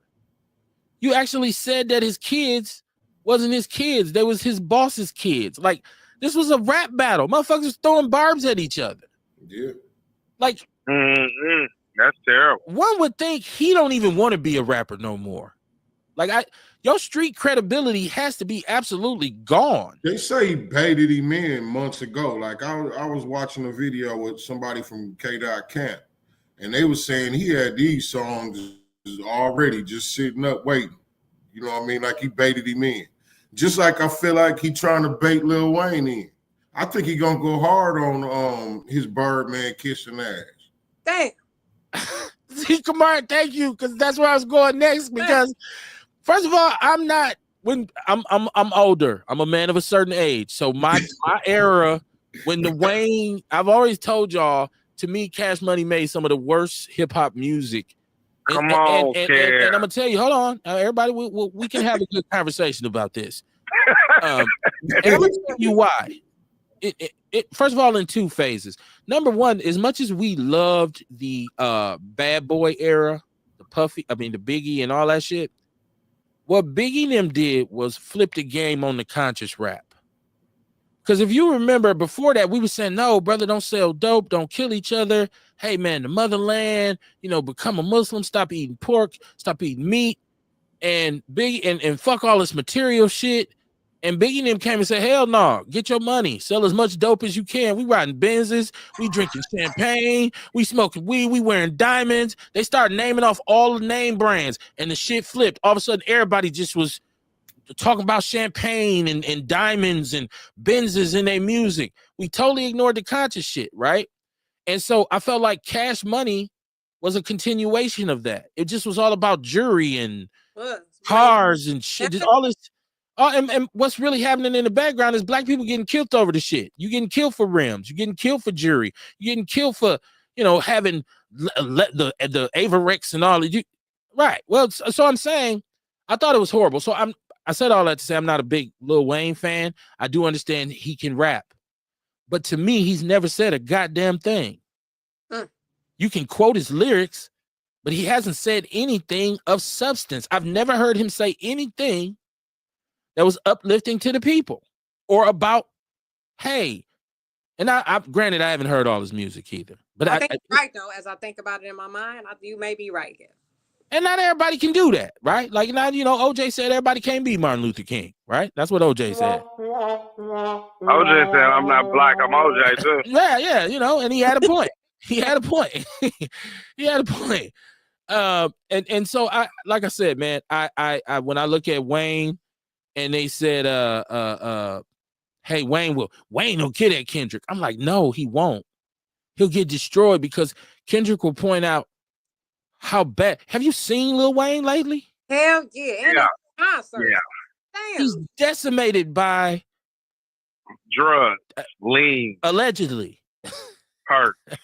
Allegedly. So I'm just saying, I feel like what Kendrick has done is made this game back relevant. I know. First of all, let me say Ice Cube just made an album. I hear the young folks dissing Ice Cube. That Ice Cube album is one of the dopest rap records this whole year. How did you hear it? It's on YouTube. It's all over YouTube. He has a song called "Sensitive." Is one of the best rap songs I've heard in years, and he makes a lot of sense. Oh my God, you got to go listen. You took time. You took time. I've seen it. I don't listen to that shit. I'm a Cube. I love Cube, man. I'm a rock with Ice Cube, but I've always favored rappers where no matter how ignorant you get, you give something back to the people. You talk about something that's going on in the community. You got to make sense. You can't buck dance forever. You can't shuffle forever. Sooner or later, you got to say, hold on, man. Let me turn and tell the people about what's really going on. I'm not interested in hearing about how many niggas you done killed. Yeah, see, my music I listen to, they dancing with big Dracos and all type. That's probably why my mentality. Yeah, on the real though, they be kicking with big pistols, and you know I don't listen. Like I seen that Ice Cube on there, but I ain't clicked to listen. It's to not it for you. Honestly, yeah, it's not for me. Honestly, just like Lil Wayne, some of the songs that people love by him, I think they garbage, but it's not for me. And people say, that's Wayne, greatest rapper. When he was saying that, like, greatest rapper alive, I'm like, wait a minute. Is Rakim dead? Is KRS-One dead? Is Bun B dead? I don't know though, that greatest is rapper MJG alive, dead? though. Like, is Bun B dead? Is Scarface dead? How's it? Motherfucker, no. Stop it. That's who I be sleeping on, Bun B. I hear a lot of people give him his credit, but he just don't. He don't do it for me, man. Once again, you got to go back and listen to UGK and Bun. And, they're like talking when about Pimp died. Yeah, I fuck with Pimp. Right. But they talking about what's going. There was social commentary in there. I guess that's my whole point. Let me get the chat room. He said, "This is Jesse in the chat room." He says, "Kendrick's about giving us a message, no doubt." He said, "Yeah, it's foul. It's not a good look on Drake's part." Said Kendrick is about to go at Lil Wayne next. I think cooler heads will prevail. Said Ice-T was another one who promoted. And you know what about Ice-T? And this is me showing my age too. Dude, I was a tremendous Ice-T fan growing up. But Ice-T is not for us though. Ice-T is half white. Ice-T has a white woman. He's big on promoting pimping. Like, now he's probably done a lot for his community. I'm not saying that. And Ice-T did speak to some issues. But when I look at it, like, I've never seen Ice-T with a black woman.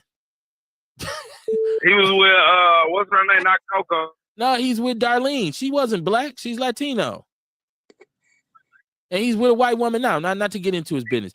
But, Kamar, what you think about this Kendrick thing, man? What you think about the Kendrick thing? Like, I know you're a rapper. I know you hold hip-hop near and dear. So what you think about it? You muted, Kamar. I know what K Dot is hip hop. You know what I mean? I highly doubt that he talking about taking it to the street and the motherfucker gets shot or whatever. Because you know, all through his career, he always talk about that. He said he liked the competition of it. With hip hop, that's what hip hop is all about. You know, like, and with that, you're keeping everybody on the top of their game. You know what I'm saying? Like, we seeing what everybody could do, making everybody rise to the top, rise to the occasion. I mean, you know what I'm saying? So for him, it's all art. You know what I mean? It's the art of hip hop. Okay. And so I like it. You know, I like it. And that's just something that he always mentioned. You hear it in his music. We just talked about that song what he had with Big Sean there. In that song, Control.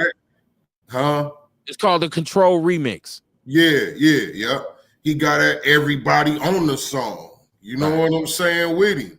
That's just what he do. You know what I mean? Like I said, it's just his hip hop, and you know what I mean. It's battle rap to him. You know, and hopefully that's all it is. He bringing that essence back. But even if Drake could prove this, it's still not cool for him to. I look at it like that's still kind of like what we would call a bitch move. Yeah, he foul. He foul. You know what I mean? Because see, like, he wasn't saying shit when he was beating motherfuckers, battling, or when he thought he was beating. You know what I mean? When he going at it with motherfuckers, he never thought of that before. But now, don't nobody want to hear your shit. You mad? It's really the whole NFL thing. He don't want him. You see, he sent a cease and desist as well to the NFL to make sure he doesn't perform, not like us. But it's like, nigga, even if he don't perform the song calling you a pedophile and a colonizer, he has other songs about you, my G. You know? First of all, don't Drake notice America? If Kendrick does that with no profanity, first of all, he doesn't even have to say the verse. If he just play the beat, say it. Right. Even white people be like, "Hey, minor," like, right? You know, probably make a whole nother one. Who knows what he's gonna do? And drop it at the Super Bowl. You know what I mean? Make you feel even worse, crybaby. You know, I feel like Drake making light-skinned dudes look bad on this. I'm being a little divisive there. Courtney, you from the Lil Wayne era? You think Lil Wayne can go back and forth? I think Kendrick probably got 7 songs already for Lil Wayne. Hey, you know what? And I don't even my bag, but I don't think when K-Dot said that in his verse about said he think he may let Lil Wayne down, I don't think that was a shot at him. It was kind of because he was saying, "Damn, I was a fan of you. I guess he said my success let you down. My hard work. Yeah, my hard work. So it is kind of a shot. I mean, it's not like a diss. You know what I'm saying? Be happy. Like I never thought my hard work would be what got you upset. You know, got you hating. Got you over there hating. Yeah. Now, Courtney, is Wayne one of your as I've gotten older, and and then I sometimes I'm with my child or I'm in the world and I hear some old Wayne and I'm like, what the fuck? I'm like, nigga, the fact that I was listening to this, like it'd be like a lollipop. I'm like, dang, that's what I'm listening to. And I'm like, sheesh, Midnight Is You Tripping. It was a lot of songs that just made no sense. I still listen to Birdman JR. That is still a banger, but it doesn't mean it makes sense. It's fire though, But yeah, like right now. Yeah, I mean, it's like I love Too Short, right? But I wouldn't say, oh shit, Kendrick just this Too Short finna eat his ass up. I'd be like, no, Short, you don't want no parts of this, bro. Right. Now hold on, y'all. Look, we got. First of all, let me go to y'all. Check the chat room out. This is hilarious right here. So this is Jesse. He said, yeah, Cash Money was all about material stuff, Kev. Right? Yeah. Yellow Hummer, Yellow Benz. Right. It might have been some good music. Now this is we got. I don't know who this is. Estella Sanchez. I'm sorry to contact you this way. I'm from Italy and I got a serious illness. Why you reading this? Then we talk about scams. I just thought it was funny that whoever this is would like really hit us like with this and like, just in case. Hey, I need help. I got a serious. They trying to beg for money. Right, yeah, somebody's reading this. I need help though. I need like 400,000. That would have said. I gotta get you. I gotta get you blocked up. Yeah, you gotta block them. I don't know what's going on. Why is my block button not working over here? I see Slumdog. What did he say? Slumdog, $20. He said, I uplight you for your effort and will sub. Congratulations, sir. Thank you. I appreciate that. Let's see what it. He said, I listen to a guy who talks about Jesus and he gets 50 watchers while he's doing his thing. My numbers on YouTube are garbage. I don't promote YouTube. I don't know how to get into the algorithm. Well, I did a video that got 26,000 views on YouTube. Come on, what was it about? Let's copy that. I said, fuck Diddy. Let's talk about 50. And I was talking about the shit that 50 did down in Shreveport, Louisiana.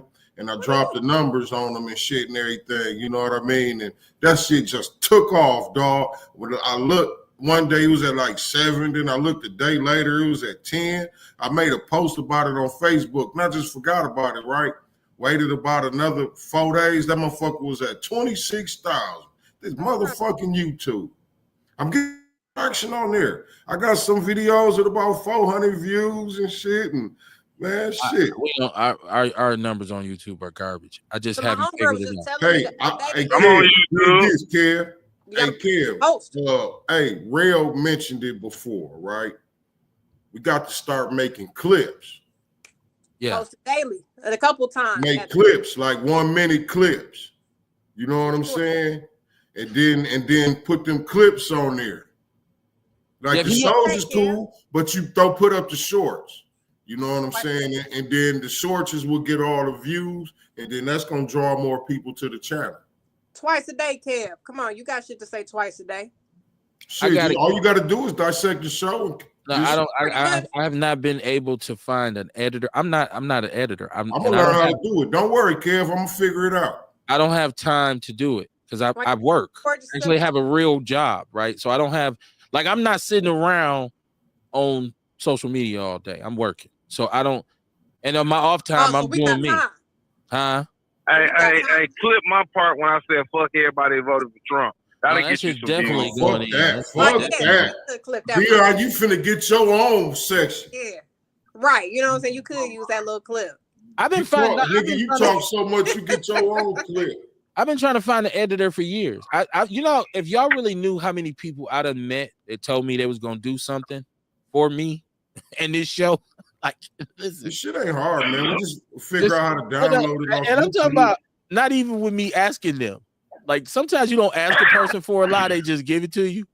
Like people say, "Oh man, I love this shit." You know what? You need an editor? Yeah. Hey man, I'm gonna call you. We're gonna have a meeting. Or yeah, man, I can do it. And motherfucker don't do it. So I'm just like, okay, I'll find that person. I just what come out of them old people say, I just let go and let God.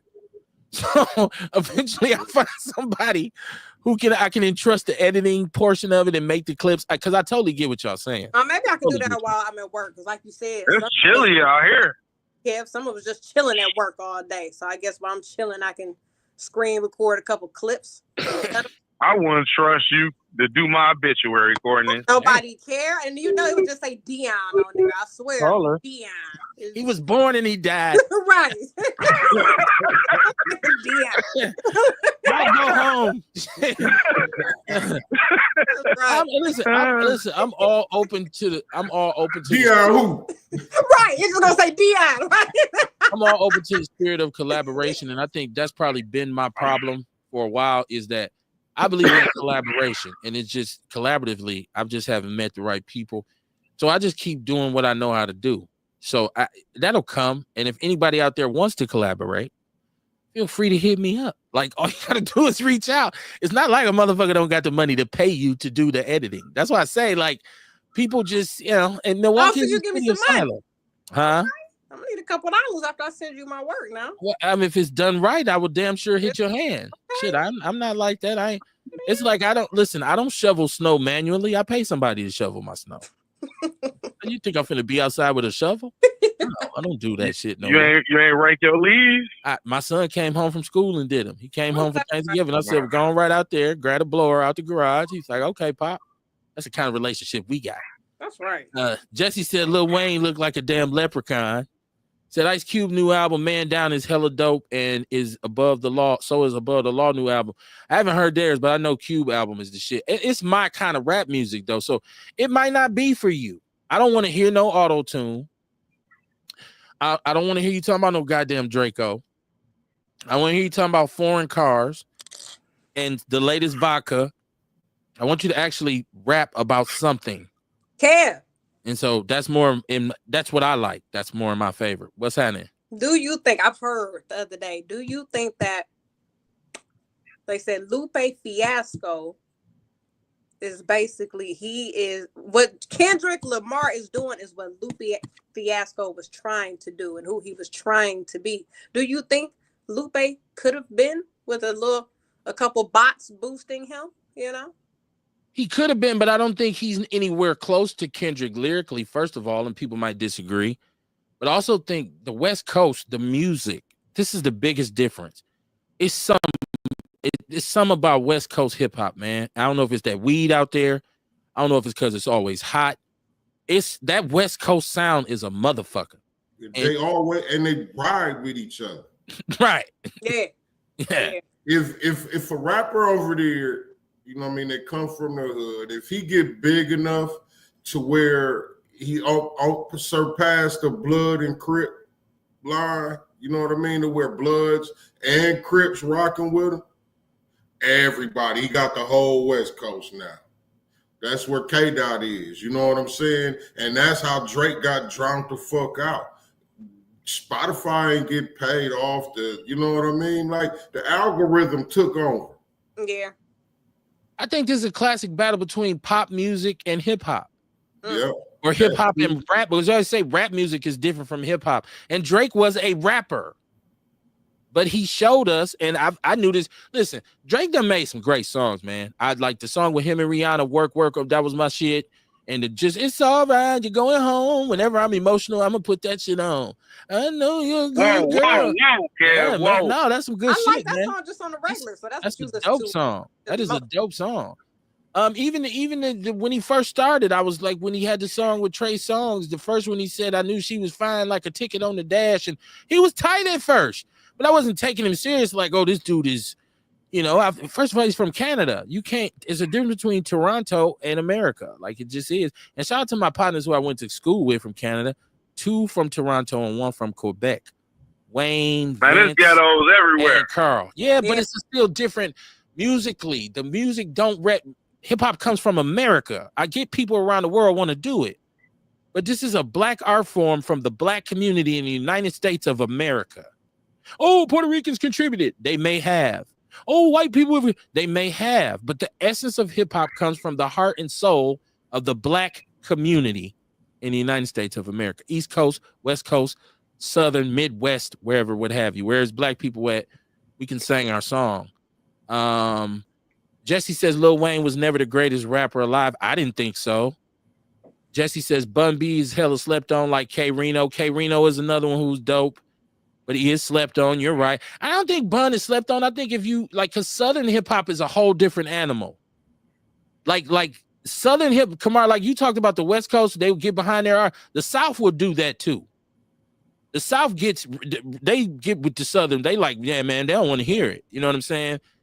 The East Coast used to be like that, but it's so fractured now. And that's the problem with New York hip hop. It's just so fractured. You know what I'm saying? That's why you don't get the bops from there no more. Slumdog said, I like KRS-One and the Roots when I was growing up. He said, I can't listen to new rap. He said, I'm like an old white boy from the late 80s with the long hair and listen to classics. Maybe you gotta go listen to some Lil Russell or something, and then you might, Lil Russell is dope, but once Lil Russell, who the hell is that? Lil Russell, not Lil Russell. Is that boy that was talking about busting another boy in the ass and he won game? Hold on. First of all, you was looking for balls when the girls was fighting. Now you talking about what, Dion? What do you be listening to and watching? Like, what's going on with you? Right. Like, your algorithm is crazy. Lil Russell is from Vallejo, California. It's La Russell. Oh, okay. That young brother is dope. I thought you were talking about the dude here in Milwaukee. I don't know these rappers like Lil Chicken. I don't know. I don't either. I don't know. I don't know all of. But when you stand out, you stand out. Now, I will say, I would love to hear a Lil Russell and Kendrick song because I've heard Lil Russell get deep on some community social commentary, but still do the Bay Area slap shit. That little dude is cold, man. That little dude is something else, man. He is, and he's been all over. He got exposed. He just ain't made that one hit yet, but he does these shows. He bought a big house. He do shows live from his backyard, and he have all the hip hop legends come out there and do. The little boys, I mean, the little brother's dope. I should like Snoop is garbage to me. Like Snoop never. When he made that first one in '93 with Doggy Style. That was it. After that, Snoop is trash. Snoop is actually a better rapper now than he used to be to me lyrically.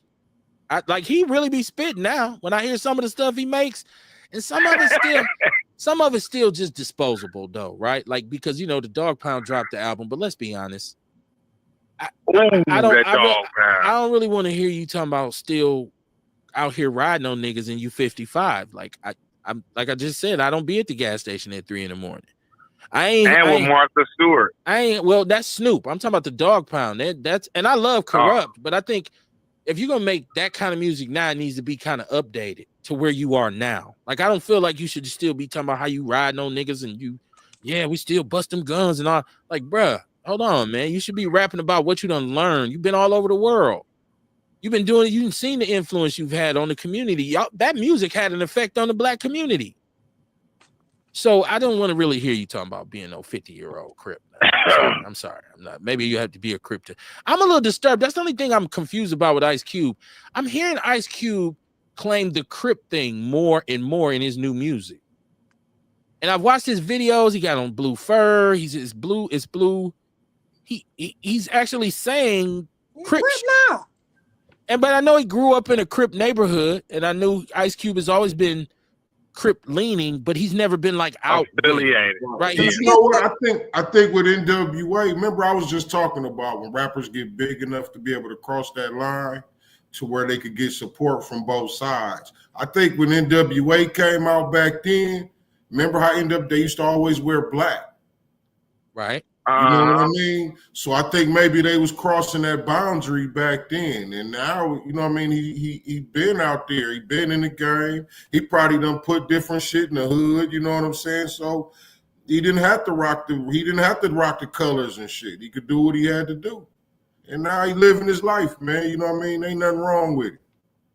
No, I'm not saying it stood out to me. I'm not saying there's anything wrong with it. It stood out to me because this is Cube, who was with the Nation of Islam for a minute. Like I said, he's always talked about social commentary, and he's always talked. And on this album, he has a lot of songs that talk about what's going on. But this album, like he said, he intentionally made this album to be the old Ice Cube, because Cube used to just be reckless, just. And so, like the controversy he has right now is on the song "Ego." He said, "I was Kendrick before Kendrick." And like people like, oh, is he dissing Kendrick? But I'm like, well, no, you got to understand what he's saying. He was conscious and gangster at the same time. Right. He was the East and the West Coast put together. So he technically was Kendrick before Kendrick. Right. He made a song, the biggest diss song that turned into a huge hit that destroyed NWA. Yeah. He was Kendrick before Kendrick. Oh, I'm thinking about that Fuck the Police. Well, that too. Once again. No Vaseline? Yeah. Yeah, no Vaseline. That shit was back in the days. You couldn't go nowhere without. Cube has so many songs like "Jacking for Beats" where you just heard it everywhere you went. Like he was that dude. He had a long run, but I mean, I see the brother saying, Slumdog is saying he's like an old white dude. How they still listen to they rock music, and that's what I'm still like that though. I'm still like that classic hip hop for me. I'm like I'd rather hear this because I need substance. It's the same reason I don't like black comedians who just get up there and do dumb jokes and do impressions. I like smart, intelligent comedy. I want you to spit social commentary like Chappelle and all these dudes. I don't want it now. The time is out for you to just get up there and make funny faces and shit. Bro, you bug dancing. You know what I'm saying? I totally agree with you. He said I'd rather listen to a classic than listen to something new. It depends on what it is new, because some stuff I hear that these youngsters make is new. Like I was talking to my homeboy the other day. He made me, I'm not going to say his name, but he made me feel so old, man. Because he said, man, I don't know. He said, I don't know what's wrong with my girl. She out here listening to Glorilla. Oh, I love me some Glow. But it's Glorilla. I don't like. Look, we had Ernest on the line. Ernest, I'm sorry, man. My phone dropped your call. Please call back. Ewok, please call back, man. I'm sorry. I missed your. I like Sexy Red. I was trying to merge the call, man. It dropped. I like Sexy Red. Did you hear me? Well, yeah, I heard you. You know what? I'm not against Sexy Red. Her music is trash to me, but I'm not like, I don't look at her like the ruin of society like a lot of brothers. Now, listen, she has her fashion line, which is Northside Princess, coming out, and she has her Sexy Red lip gloss. I'm gonna read some of the names of her lip gloss, the different colors. One is called Coochie Juice. One is called Booty Hole Brown. One is called simply Nut. One's called Pussy Hole Pink. One's called Yellow Discharge. And one's called Blue Balls. One's called Gonorrhea. And one's called Sex on My Period. This is Sexy Red's, the name of the lip gloss line that she's now selling. Now let me get, because I got Ewok to call back. Ewok, you with us? Yo, yeah. My bad, cuz. Go ahead, man. I'm sorry. Oh, I was gonna tap in on Lil Wayne, man. You know, this nigga got like 10 million metaphors and shit like this. Real G's moving silence like lasagna. Yeah. You know what I'm saying? Okay, we get that. You know, that was kind of crafty and shit, but right. You can't just metaphor your way into the Hall of Fame of rap. You know, we got Nas and Meth. You know, they've been using metaphors for years, but they don't metaphor the whole album up. So if you getting credit for using the best metaphors and shit, then I guess he wins. But he ain't got no substance. You know, if you just throwing out metaphors and it sounds slick for a minute behind a dope beat, and you get all excited and shit behind that, that's what you like. But you know, Kendrick coming with that substance. You know what I'm saying? He's gonna have something that you're gonna be thinking about after you listen to him. You're gonna be thinking about what he actually was saying, and not just the beat.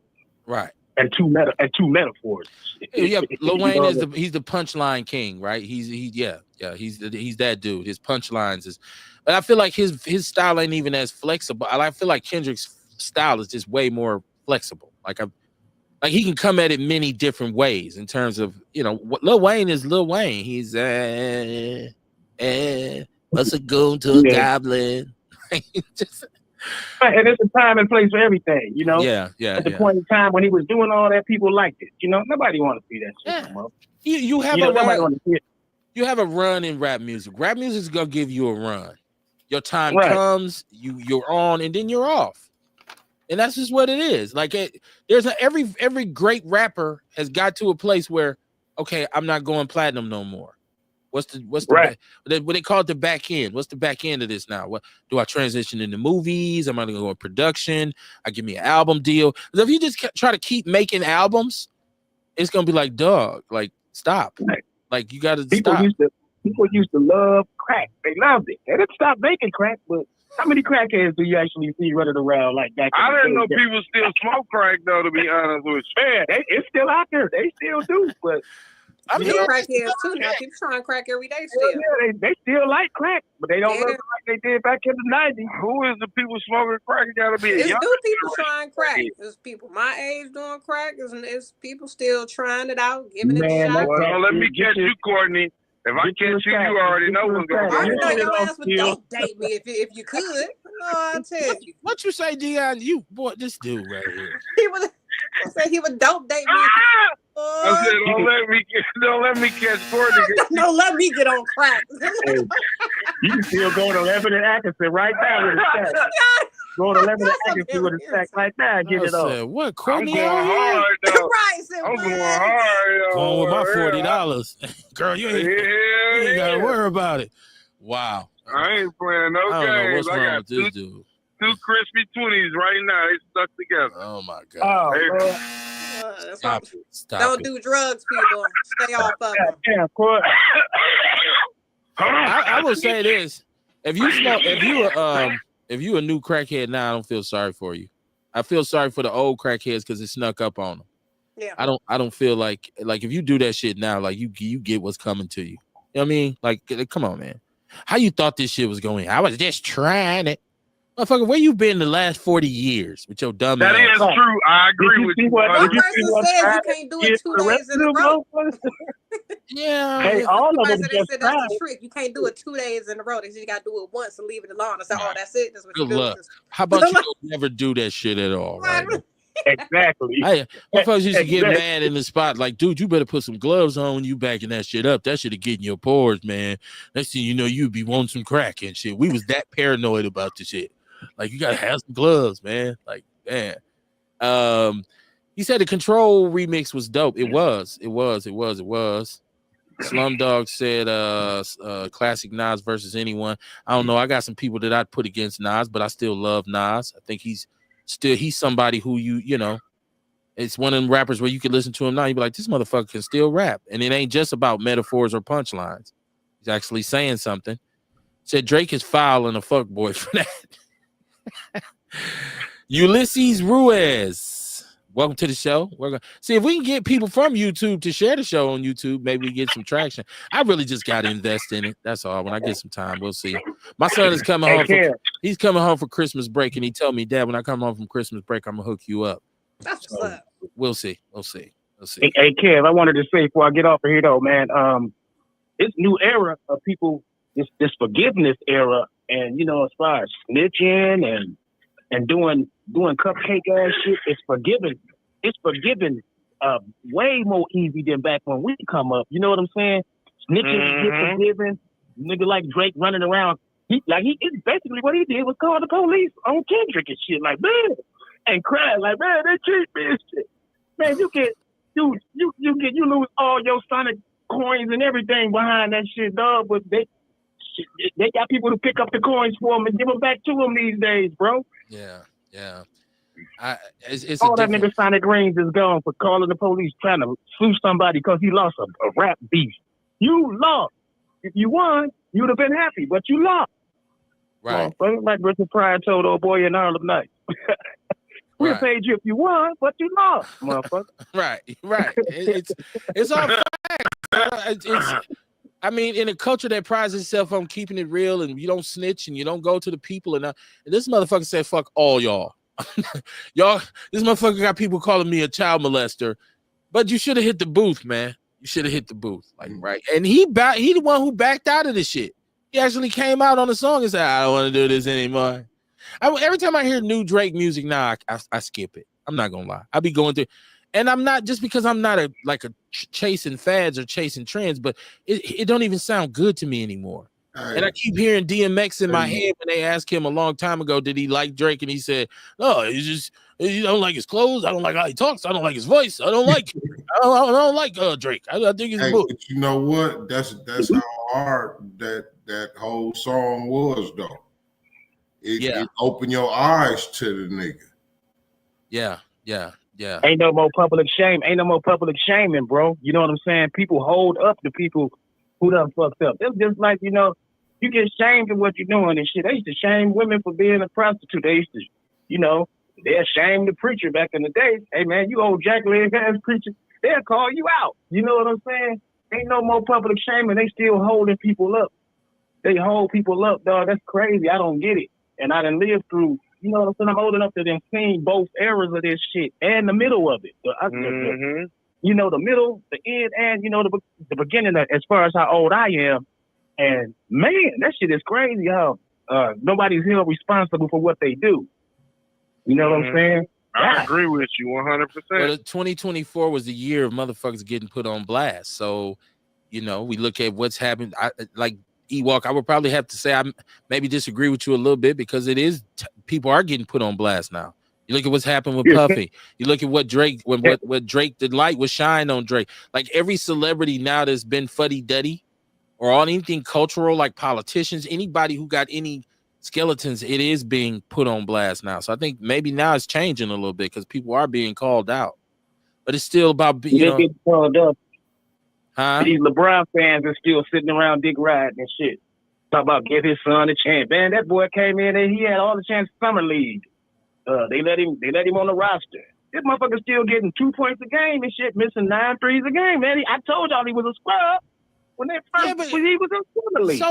So can we be he mad? Gotta practice more though. Well, hold on. Can we be mad because a black man got his son a job at his job? Because white dudes do it all the time. And little Timmy. Yeah, you can't hold on. Little Timmy don't be qualified for the job Big Timmy getting. He hands his son, the next thing you know, little Timmy is the vice president.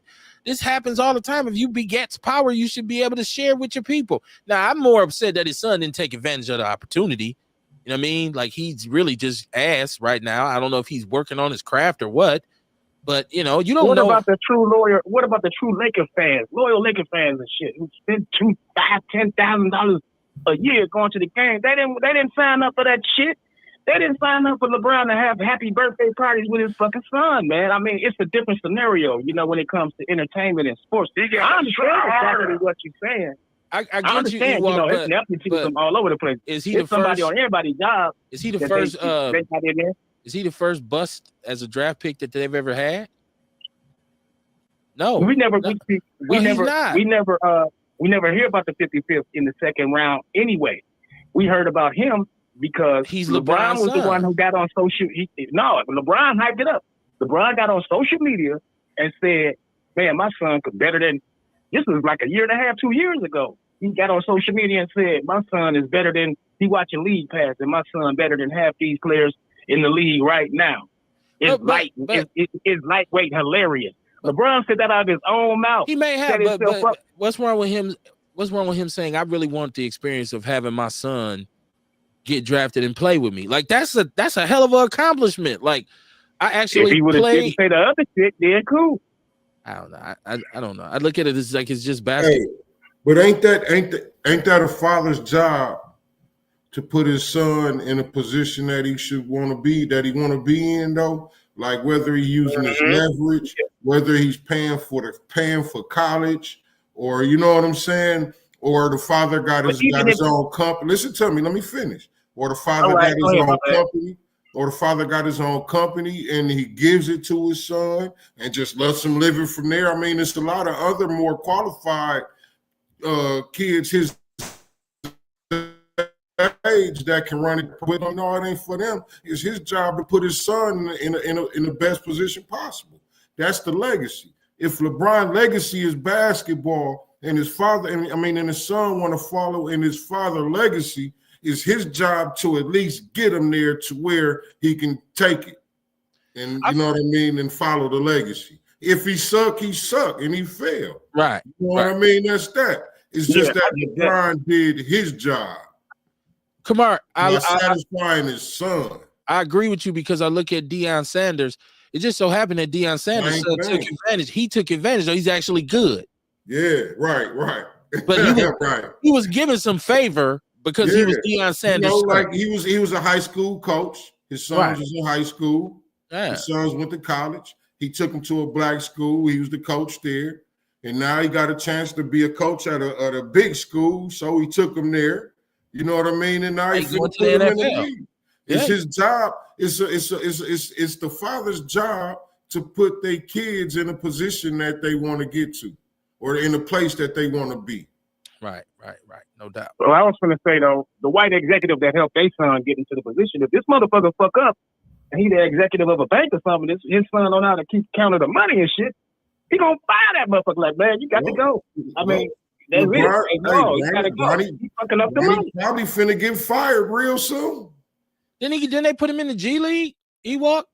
Yeah, see what I'm saying? Like, you know what I mean? LeBron did his job. He split the time, but now he done went missing. Talking about he hurt his foot or some shit. You know, Giannis' brother tried. Yeah. They probably told him to do that. They probably told him to do that. There's no comparison. Giannis' brother was in the league before Giannis was. Remember that shit. So Giannis didn't help that man get to the league. Where was he playing at? Because Giannis said he wasn't coming to the Bucks unless his brother was able to play. So where was his brother playing? I don't know all of that, but his brother was in the league. Somebody before need to Giannis Google that. was. I don't know that Thanasis was in the league before Giannis, Ernest. No, he was. Yes, he was, man. If I bet you 500 right now that Thanasis was in the league before Giannis got drafted. Damn, not 500. Let's say $5. Shit, it ain't that serious. Damn, 500. I want my five. I want my five. What was it? $500. It's almost Christmas. I'll take his five. I'm gonna make a $500 bet about the Thanasis Antetokounmpo. That's like 27th and Burleigh. That's just not smart. Got drafted first. Thanasis got drafted first. That's all I'm saying, man. Somebody Google that. Let me Google it. Fuck it. I'm gonna Google it. I'm gonna Google this shit because I need to know this because I could have swore he came in, he was on the team about 4 years simply because he was Giannis' brother. But you might be right. Now, we'll see. He didn't sit on the bench with the Bucks because of Giannis, but he definitely got to the league on his own. Okay, hold on. Who was he playing for though?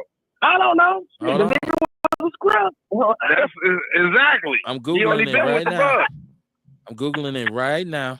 Okay. Let me see. So what year was Giannis drafted? Because Thanasis was drafted 2014, second round, 51st overall pick.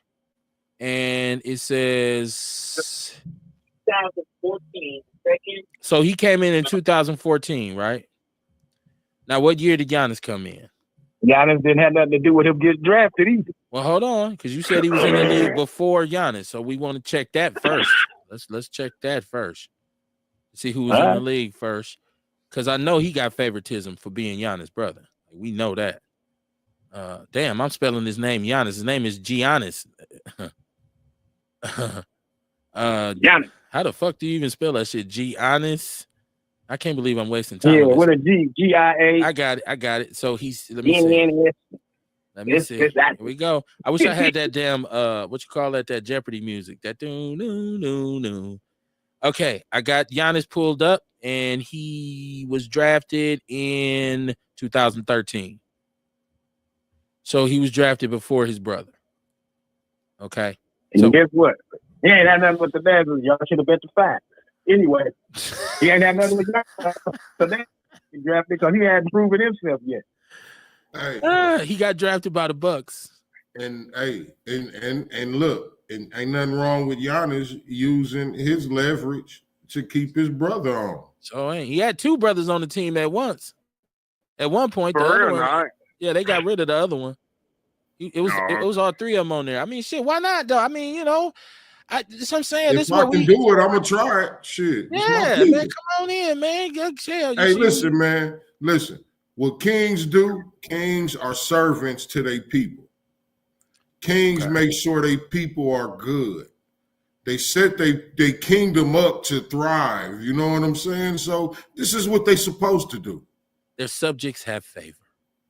Well, the Lakers got blowed out by 30 tonight, goddammit. They should have picked some motherfucker body else that could have helped them don't get blowed out by 30. Shout out to Westside Zeldin. He'll kill you over the Lakers. He already pissed about that. I just talked to him the other day. He went to stab somebody behind that shit. You know, that boy from South Central Los Angeles, he don't play when it comes to the Lakers or the Raiders. He said, Jesse saying probably struck a chord. Yeah, because if Kendrick go out on stage at the Super Bowl, all he got to do is say, and point the mic towards the crowd. And they're going to say, yeah, try to score. It's probably mine. They're going to do it. And Drake, you can't run from it. You can't escape the rain, young man. How can they stop somebody from making a song, singing a song, though? As long as it's not going to make a motherfucker stop, though. His First Amendment rights and shit. Well, because legally you could maybe, depending on how good his lawyers are, you could make a point that this is, what do you call it, Kamar? When you slander, when you because you're insinuating. Yeah, I see what you're saying. Legally, you could say, well, no, he's saying I'm a pedophile, and that's a smear campaign. That's slander. That's libel. But he doesn't say. But he on the other end, they could say it's a hip hop battle. This is. But he doesn't say Drake is a pedophile. Right. He doesn't say that on the song. Right. He doesn't. And so he said. Now he does say, if any woman that's messing with him, you better hide your little sister from him and all that. But that's not him saying, hey, this dude's a pedophile. You know. Oh, he did say, hey, Drake. Did he say Drake's name? He did. He said, say, Drake, I heard you like him young. But that's not calling him a pedophile directly. That's insinuating. Right. I don't know that there's a legal, stands precedence to this. Slumdog says this. Even if Drake win, it still sound weak. You don't win, it's another L. He's taking 2 L's instead of 1 with this lawsuit. He said, do young people still, I don't think most young people listen to classic hip hop because I don't think classic hip hop has been defined. Because people say, well, rock and roll stars get old and the people still listen to them. But these young white kids, they might know about it, but that's called classic rock. So we haven't created years ago, I had an idea for a new kind of genre of hip hop called adult contemporary hip hop, which would have represented rap music that was catered towards us where we are now. Right, like music where our legacy artists could come out with a song and make some money, and there's airplay on the radio. It's a genre. It's just like rock, a rock station or album-oriented rock, which is different genres they made up in the 70s to classify rock and roll. So no matter what's light rock and all kind of stuff like that. Yeah, they do. And I've heard some people kind of come with that and say it should be done. But I know I was saying this years ago because once again, during the Cash Money era and a lot of the early 2000s and Laffy Taffy and all that shit, I was still listening to my music. I wasn't fucking with that shit. And I would say I listen to grown people. It's adult contemporary rap. We was trying to make the shit. It just didn't go nowhere. Nobody cares. They want you to be a hot boy. So I don't know. I try to put my son up on classic hip hop. He has no interest. Be like, Dad, that's lame. They rapping too slow. What is he even talking about? Like he just every song he plays me has auto tune. I'd be like, Kev, you know how much I hate auto tune. He'd be like, I know, Dad, but just listen to what he's saying. And it's this emo shit, this Rod Wave shit. Oh, I'm so sad. I was left alone. My mama didn't love me. This is emo. This is the emo era. These youngsters are emotional, Kamar, and they crying out for help. That's why they popping pills and doing all kinds of crazy shit and straddling the line of sexuality and putting on nail polish. They hurt, man. And so this is I don't understand that nail polish thing myself. Well, you don't understand maybe a man exercise, like what they call it, Kamar, getting in touch with his feminine side. That's you know that. No, that's thing. I don't want to hear that. I'm with Dion on that. I don't want to hear that shit, man. That shit gay. I didn't say I wanted to hear it. I'm saying that's the real thing now, where they encourage men. Well, it ain't like we look at it like that's weird, right? But really, it's as simple as like, say for instance, you wind up with your kids. You wind up raising your kids on your own, right? The old girl hit it or something happened, and you wind up with your kids. Like the nurturing part of your spirit, the nurturing part of your soul gonna rise. You know what I mean? And nurturing is an energy that's high in women. You know what I'm saying? So it's like getting in tune with different energies that's in all of us, but being able to use them energies to get a job done. Like, you know what I mean? In our culture, in our traditions, you know, when they talk about meditation and they say like, you can do anything out here, anything you want to do. You just have to learn how to cultivate the right energies in your spirit for you to do it. And you know what I mean? Like getting in touch with your feminine side, you know what I mean? That's just a gay ass way to put it. You know what I mean? I tell you what though, man. I grew up around people who will tell you, man, my daddy was mean in the motherfucker, but shit. Look where he got me. I ain't in jail. I work hard for a living, and I do this and I do that. And I do this all because of him.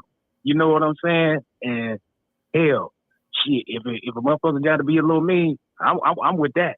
Fuck all that old sweet shit. Well, you know what I'm saying? But nurturing don't necessarily mean sweet. Being sweet to a motherfucker. I understand what you're saying, K-Boy. I get you. But you know, sometimes some of this shit be sweet though, bro. You know what's ironic? Yeah, I agree. I just had this conversation with my son last night, actually, about it doesn't make you soft because you square, right? Right. There are a lot of people who think because you in the streets, it automatically makes you hard. I'm here to tell you, there are a lot of soft, scary ass dudes in the street on the corner right now. Just ain't had no choice. Real tough. 100. You right on that. There's a lot of soft, square dudes who are followers, who are send-offs, who are in the prison right now. Yeah. That's why you have dudes switching when they get in there and they say, shit, I can't survive in here. I ain't built for this. Or you have dudes switching or snitching, right? And don't nobody bite my shit. I just came up with this. You either snitching or you switching, right? So you got dudes who say, I ain't finna do that time. What? How long? Shit, go get me some Burger King. It all started with my mom. Why do 40 when you give it to your homie? Why do 10 when you give it to a friend? That's what I'm saying. So yeah, come on. But I think what you're saying in terms of the energy thing, right? Because for me to be able to relate to my daughter, I do have to understand something about feminine sensibilities, right? Exactly. So, but I shouldn't, as a man, I shouldn't be acting on them. Right. Exactly. Or it's like you understand how you understand how she feel when she feel a certain type of way, or why she feel bad. You know what I mean? It don't mean because you know what I mean you gay or nothing, but I just understand it because I get it. You know what I mean? Why she upset? It's a feminine reason why she upset or something. But it's hard for me to even explain the shit. But when I speak to her, I don't become feminine. I'm be like, oh girl. Or dig this. Here go another one. Like you got a little boy and then you got a little girl. You treat the girl different. Like you do soften up a bit for the girl. Yes, you do. Absolutely. You know what I'm saying? Than you do for the boy. Right. So that's in the different sense of the energy. You know what I mean? You get a girl a different energy than you get a boy. Yeah, because all through life, we do that, really. I have to offer my daughter a lot of positive reinforcement, right? Like I have to say, baby girl, you know, you better than that. You know, don't, especially in my conversation about her wanting to be in a relationship, I have to say, hey, you know, a man should this, he should check these boxes because this is what you deserve. You know, I just try to make her know that she deserves the best of everything, right? With my son, I try to make him know he needs to be able to survive anything. Like, hey man, the shit didn't go your way. You gotta keep fighting. Hey, it wasn't fair. Hey man, look here. Like my messages is more hardline to him. You know what I'm saying? Because he has to prepare to be a man. She has to prepare to be a woman. I make sure I love them both and I treat them both the same, but I make sure that there's a difference in between how I communicate with them both. We said on this show, I said I became pro-black woman the day I had a daughter. Like, so no woman can ever say he don't like women. He's a misogynist. Fool, I got a daughter. I'm down with black women because I have a baby girl. So I like the fact that you put it in that classification of reaching for some energy that's relevant at the second that you're using it. Right. Like I got to dig if I'm on the street, if I find myself on 27th and Burleigh, I got to buck up. I got to reach into my survival instincts and keep my head on the swivel and know where the fuck I'm at and know the signs and see, oh, watch these motherfuckers over here. Watch that car over here. even though it might not be for me, bullets do stray sometimes, right? And so you see somebody do something, you ain't even had nothing to do with it. Damn, motherfucker, if you go testify, we gonna kill you. It goes in many ways, man. It's for you to cover your own ass. Take care. Yes, sir. Now, I believe, you know, this is my belief. I believe some boys are born with this little twinkle. I mean, you know, the wiring wasn't right. I think that's something that goes against nature. So my conclusion is that the wiring was crossed. But I also wanted to say, do you think the wiring being crossed with a single father is less likely to produce extra twinkles than a single mother that condones the twinkle? Because sometimes the mother will sit there and help the twinkle grow. No, I ain't no psychiatrist or sociologist or nothing. That's a question. No, that's a good question, because now we're talking about like what's learned, learned behavior versus, natural behavior. Like the natural cycles you go through as a man or as a child, because children go through cycles of learning, right? Where they become more self-aware. And then some of the stuff that they apply is learned behavior. So if there's a young man who's being raised by a majority females, right? And this is, first of all, let's talk about the 100% rule, which means nothing is 100% true about anybody, right? So this don't mean because you got a single mother, you're going to be gay.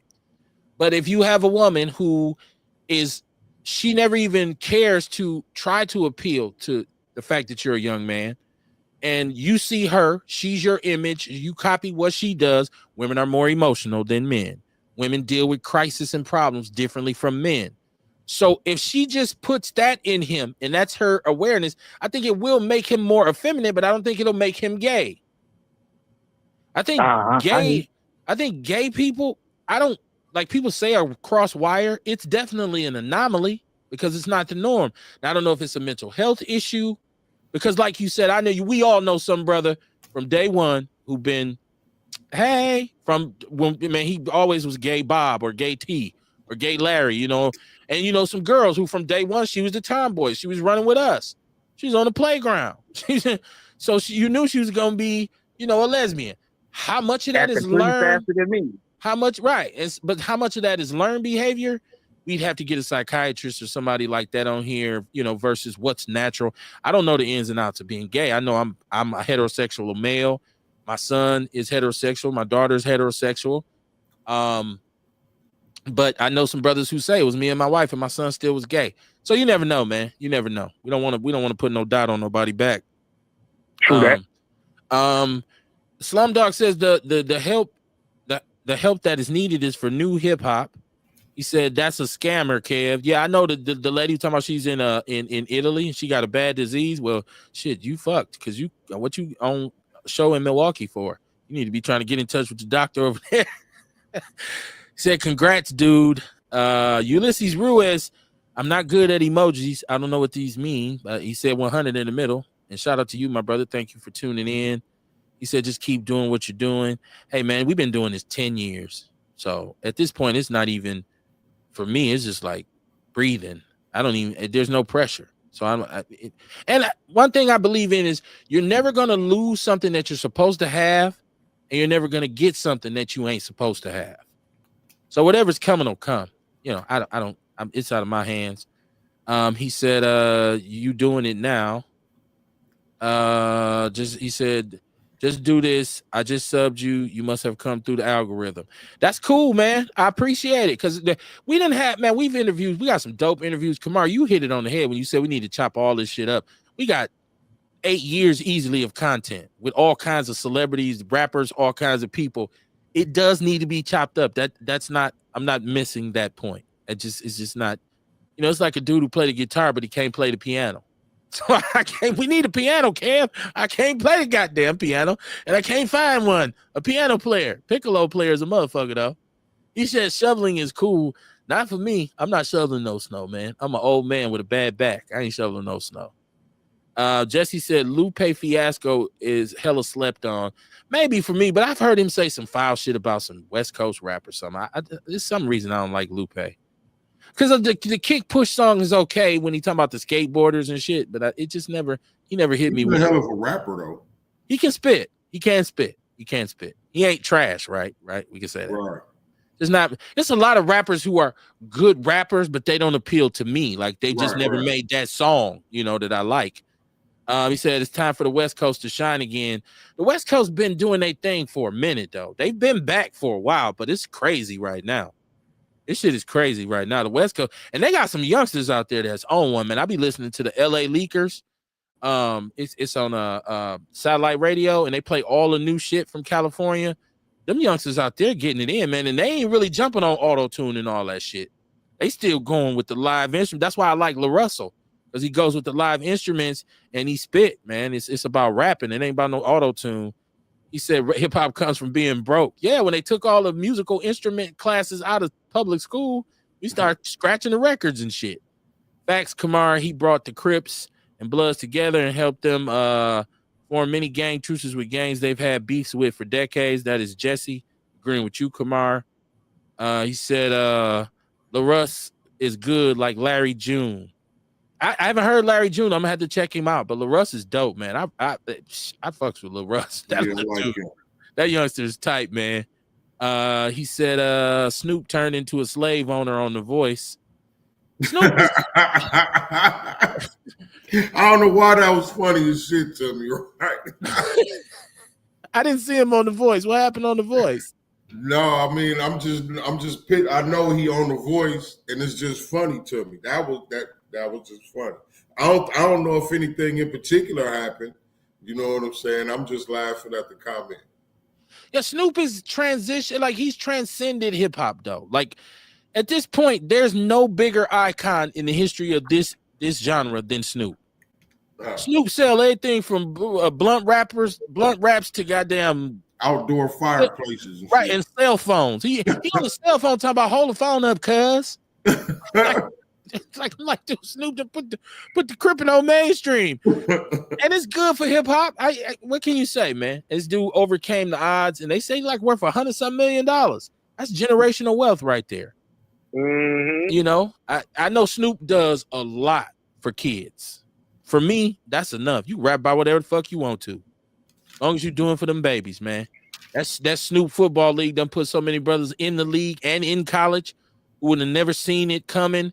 It's hey man, y'all, you deserve everything you get, bro. Smoke on. He said you got to own your talent. Doggy Style was a classic album. It was. Sonically, it changed the game. That's the shit, man. He said Ice Cube. This is Jesse. Said he grew up in an all Crip neighborhood. Yeah, my guy. That's what I'm saying. Zelenon's from South Central Los Angeles. He can break down to you exactly where Ice Cube is from, and he can tell you every gang in that area. Like this dude will start naming off Crip gangs, and I'll be like, "Well, hold on, Zels. Wait a minute. Now who?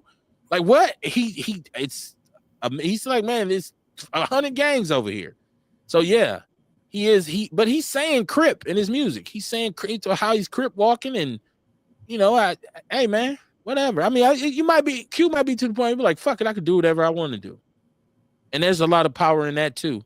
Says Snoop turned into a gatekeeper. Is he a gatekeeper now? Is he? Yeah, is he a gatekeeper now? I don't know. What would make him a gatekeeper though? He could be though. But what would make him a gatekeeper? What could he be gatekeeping?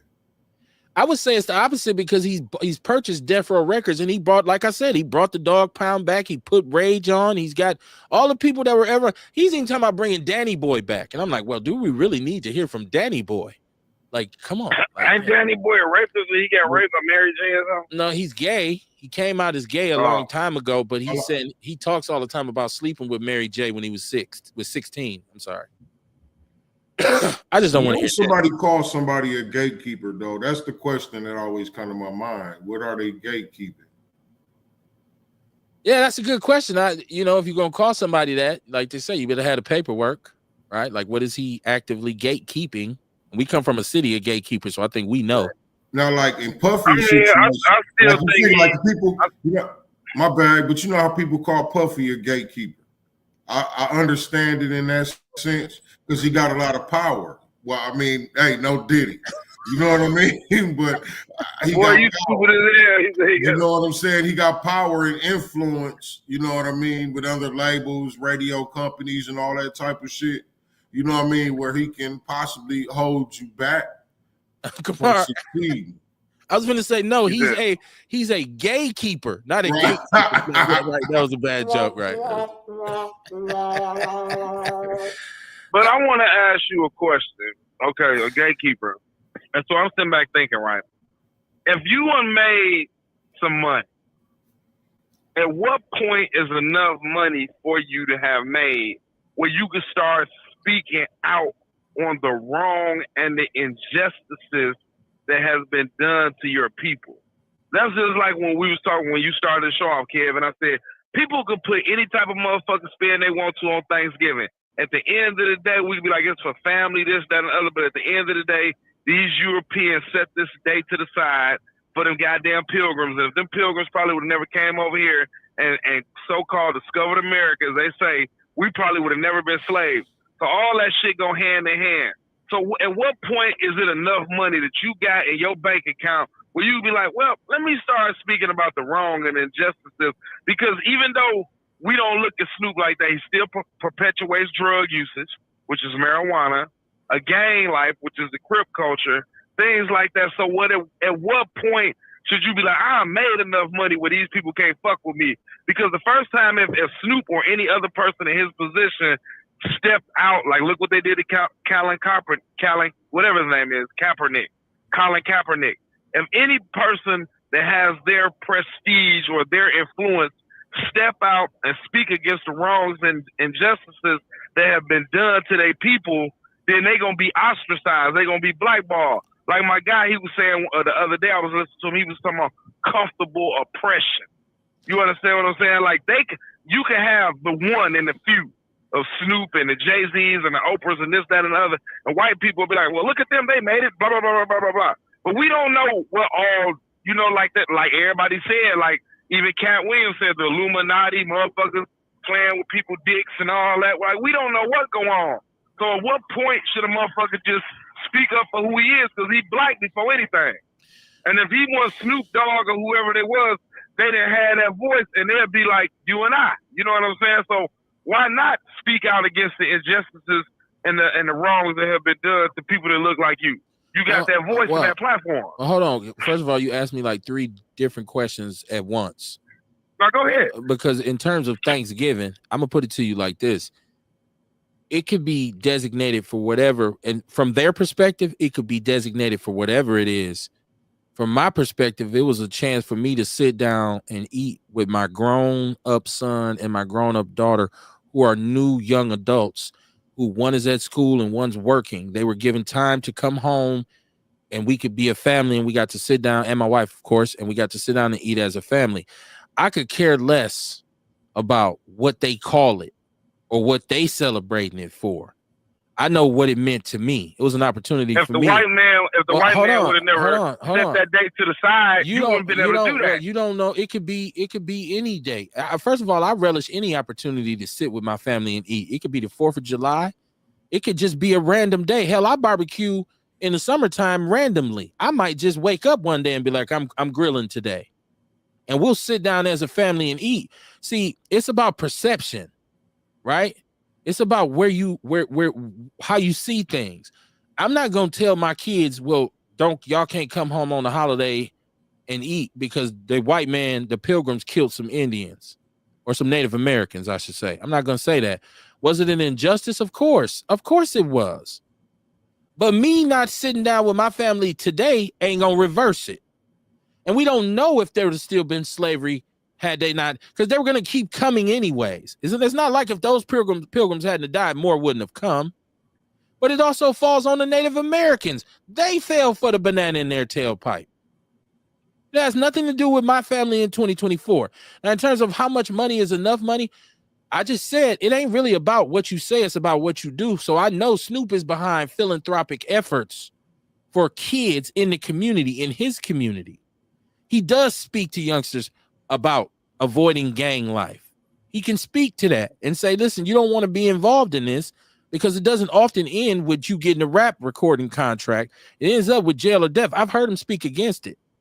So, but in his heart of hearts, if he accepted that, and because you still claim GD, so you can't be mad at Snoop and you still claim GD. They say it's in you, not on you. I don't fault him for still claiming Crip, and I surely don't fault him for smoking weed, because by definition, we talk about drugs, and you can say, well, he promotes drug usage because he smoked weed, but you don't get on celebrities who do commercials for Tylenol or cold medicine or antidepressant. Like, that shit's drugs too. So when it comes to a black man, we start splitting hairs. Oh no, he ain't for us. When the man, if you sit down and talk to him, especially about young people, I'm pretty sure he can give you story after story after story about kids who he's helped steer them away from the gang life. Hey, and then he ain't gatekeep none of them kids. I don't know. He opened the door for them. That's what I'm talking about. So, I'm just, and I mean, Dion, I hear what you're saying, but once again, it's about what a person does. And there's so many in it. Even you look at some of the dudes like Trade E and all those dudes, like Crip gang members from his neighborhood who he gave jobs. Hey man, you ain't going back to jail. You finna be security. In order for me to be able to empower you, I got to get out here and do this little thing I do. I got to go out here and sing this little song, right? I haven't seen Snoop buck dance. I think he went a little left when he was going with the pimp and shit. But at that point, everybody was. And it was wrong. And this man has a wife. He's raised his children, right? You haven't side babies? I haven't heard of any. You know what I'm saying? So it's about what he does. It ain't about what he's saying on the song. We talk about Cube, who said some crazy shit.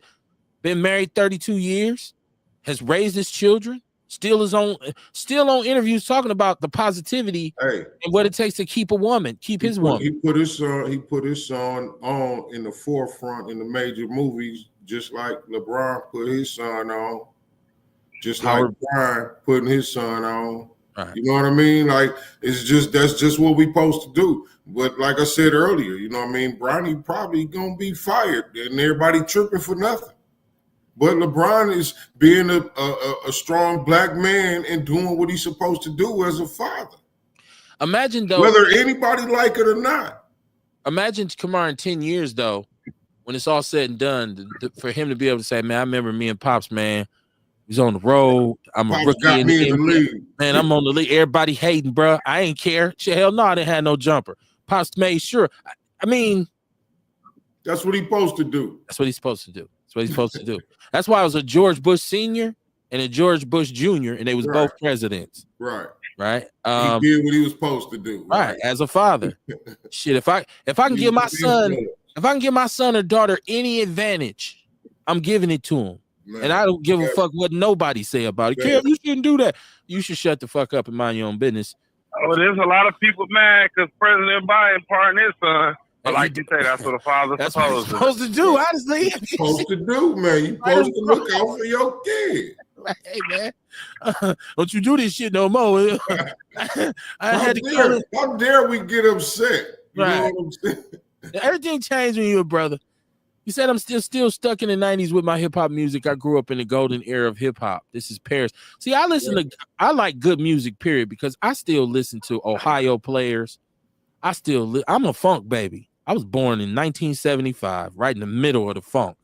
I listen to funk music. And anything if it's well written and well produced, if it's sonically sound, I'm rocking with it. I ain't limited by no era. It just so happened that the music that they're making now is just like garbage, though. I'm sorry. It's devoid of any kind of real, substance. And sometimes you don't want to be preached to, you just want to party. And that's just the way it is.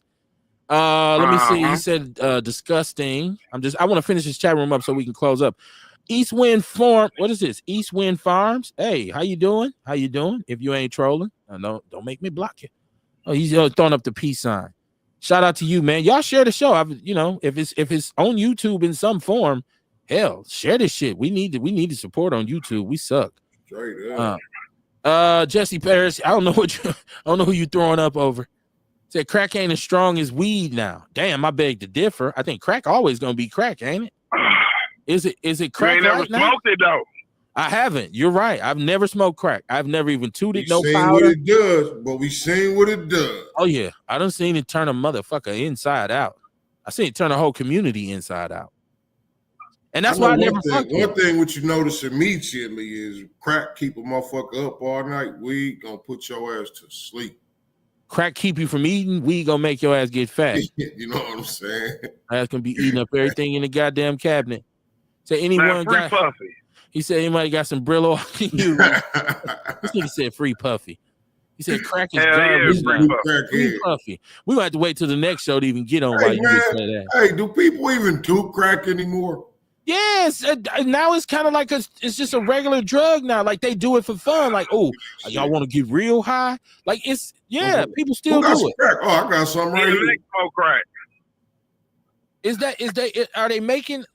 Is it the fentanyl just in the powder or is it in the crack too? I guess if you got fentanyl, maybe just because I ain't on the scene no more. I don't know shit. You back on the porch like me. You up on the porch in a rocking chair. Don't nobody talk about 8 balls no more. I wouldn't know, Kamar. I would assume it's a lot of dudes still doing something to get their issue. Ain't nobody buying no quo-quos. Like that nigga said quo-quo. I ain't heard that shit. Quo-quo. I heard. They don't even call it that no more. What they call it now? 2.8 or some shit? What do they call it? No, if you want a 7, it's still a quo. That's what they call it, a 7. Yeah. That's what they call it, a 7. Okay. I didn't even know. What the fuck is a 7? Or it's not an 8th? Nigga, it's 7 grams. Okay. The fuck is a 7th? An 8th is, you know what I mean? What the fuck? You know what an 8th is? I'm so lost. Oh, like what a 7th? What the fuck is that? I had a whole ordeal with a young nigga about that, man. What the fuck is a 7th? I knew what he was talking about, but I was fucking with him. You know what I'm saying? Don't nobody sell nickel bags no more. You get the 3 for 15. No. Damn. See, that was my shit back in the day. Let me get 2 nicks. You get 4 for 20 though. You get 3 for 15. I mean 3 for 10. Shit like that. You be trying to negotiate. Come on, man. Man. Show that nicks. We get 6 for 20. And you know how many nickel bags of weed? I done sold millions of nickel bags of weed. Like I got nicks. Usually you the man at the party. Like Kev got nicks. Shit, I don't want to. That shit come fluffy. Your bags be fat in the motherfucker. Yeah.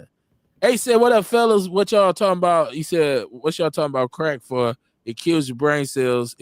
So does processed food. As a matter of fact, I just noticed there's a recall on ground beef, cucumbers, and carrots right now. So even if you wanted always a recall on something. Even if you wanted to eat right, it's hard. I would say, damn, I'm gonna do some carrots and some. I have cucumbers and carrots and celery. Like I'm gonna do my meal prep, so I won't eat, salty chips. I'm like, damn, I don't want to eat none of this shit. Well, the thing is, I remember, Kev, it's just about finding out where it's from, and which carrots and stuff is recalled. You know what I mean? Usually they be done snatched that shit off the shelf if they had it. I don't trust nobody. These Republican vegetables, Trump carrots, Kamar. I can't trust. Hey, and then you know it's about where you go shop too, on where they gonna pay more attention to that shit. Yeah, anytime I'm doing fresh produce, I'm doing like Metro Market or Syndic's or something like that. Go outside the community. Yeah, I don't. Yeah, I'm stuck up like that. Jeff Crape says Scarface forever. Scarface is my guy. I've always said he's number 2 behind Tupac in my top 5. He said you're gonna have watchers in the 100 soon. Man, wouldn't that be a blessing from God on YouTube? That would be the ultimate revenge for us to ball out on YouTube because the city ain't Milwaukee don't. I can't get over the post Kamar put up and said why we don't never get invited to nothing. I just because we don't. Nobody calls we don't know about. Kamar does. Nobody calls me. I don't got no friends. Yeah, I talk to Dion and Ernest when I'm not on the show. I get calls because they like my drinks. They want me to bring the drinks, so I get called. Right? Like nobody likes me. Right? Nobody likes me. Jesse said, "What's this? So you got stitches in your." I don't know what that means. STI got snitches in y'all area now. They get celebrated. Makes no sense to me. It's always been snitches, man. It's always been snitches. If you've been in the streets, it's always been informants. That's part of the game. That shit has been going on. Look, niggas got stopped. Just at one point. It was at one point, motherfuckers was getting fucked up for it. Right. Now you can't because you don't know, because we found out that some of the motherfuckers who was doing the fucking up with snitches themselves. They're trying to cover their own tracks. And they don't even care no more if you snitch. That's not necessarily a deal breaker, as they say. Ace Cooley said motherfuckers found out Drake was half an untouchable, but at these motherfuckers tried to say motherfuckers was better than Pac and Biggie. Said snitches get stitches, I meant. Oh, that's what he was trying to say. He said everybody want to be the next cat on Shay Shay. Yeah, man. Niggas trying to go viral every time. I'm on YouTube. I watch everything on YouTube, man. I'm telling you, I live in the podverse. He said, I'm white, and any job I got was who I knew rather than what I knew. Yeah, and that you white. That helps too. Shit. But you're right. It doesn't listen. I learned very quickly. When no matter how many degrees you got, if you don't know the right people, there's nothing. It's not what you know, it's who you know. I totally agree with you on that.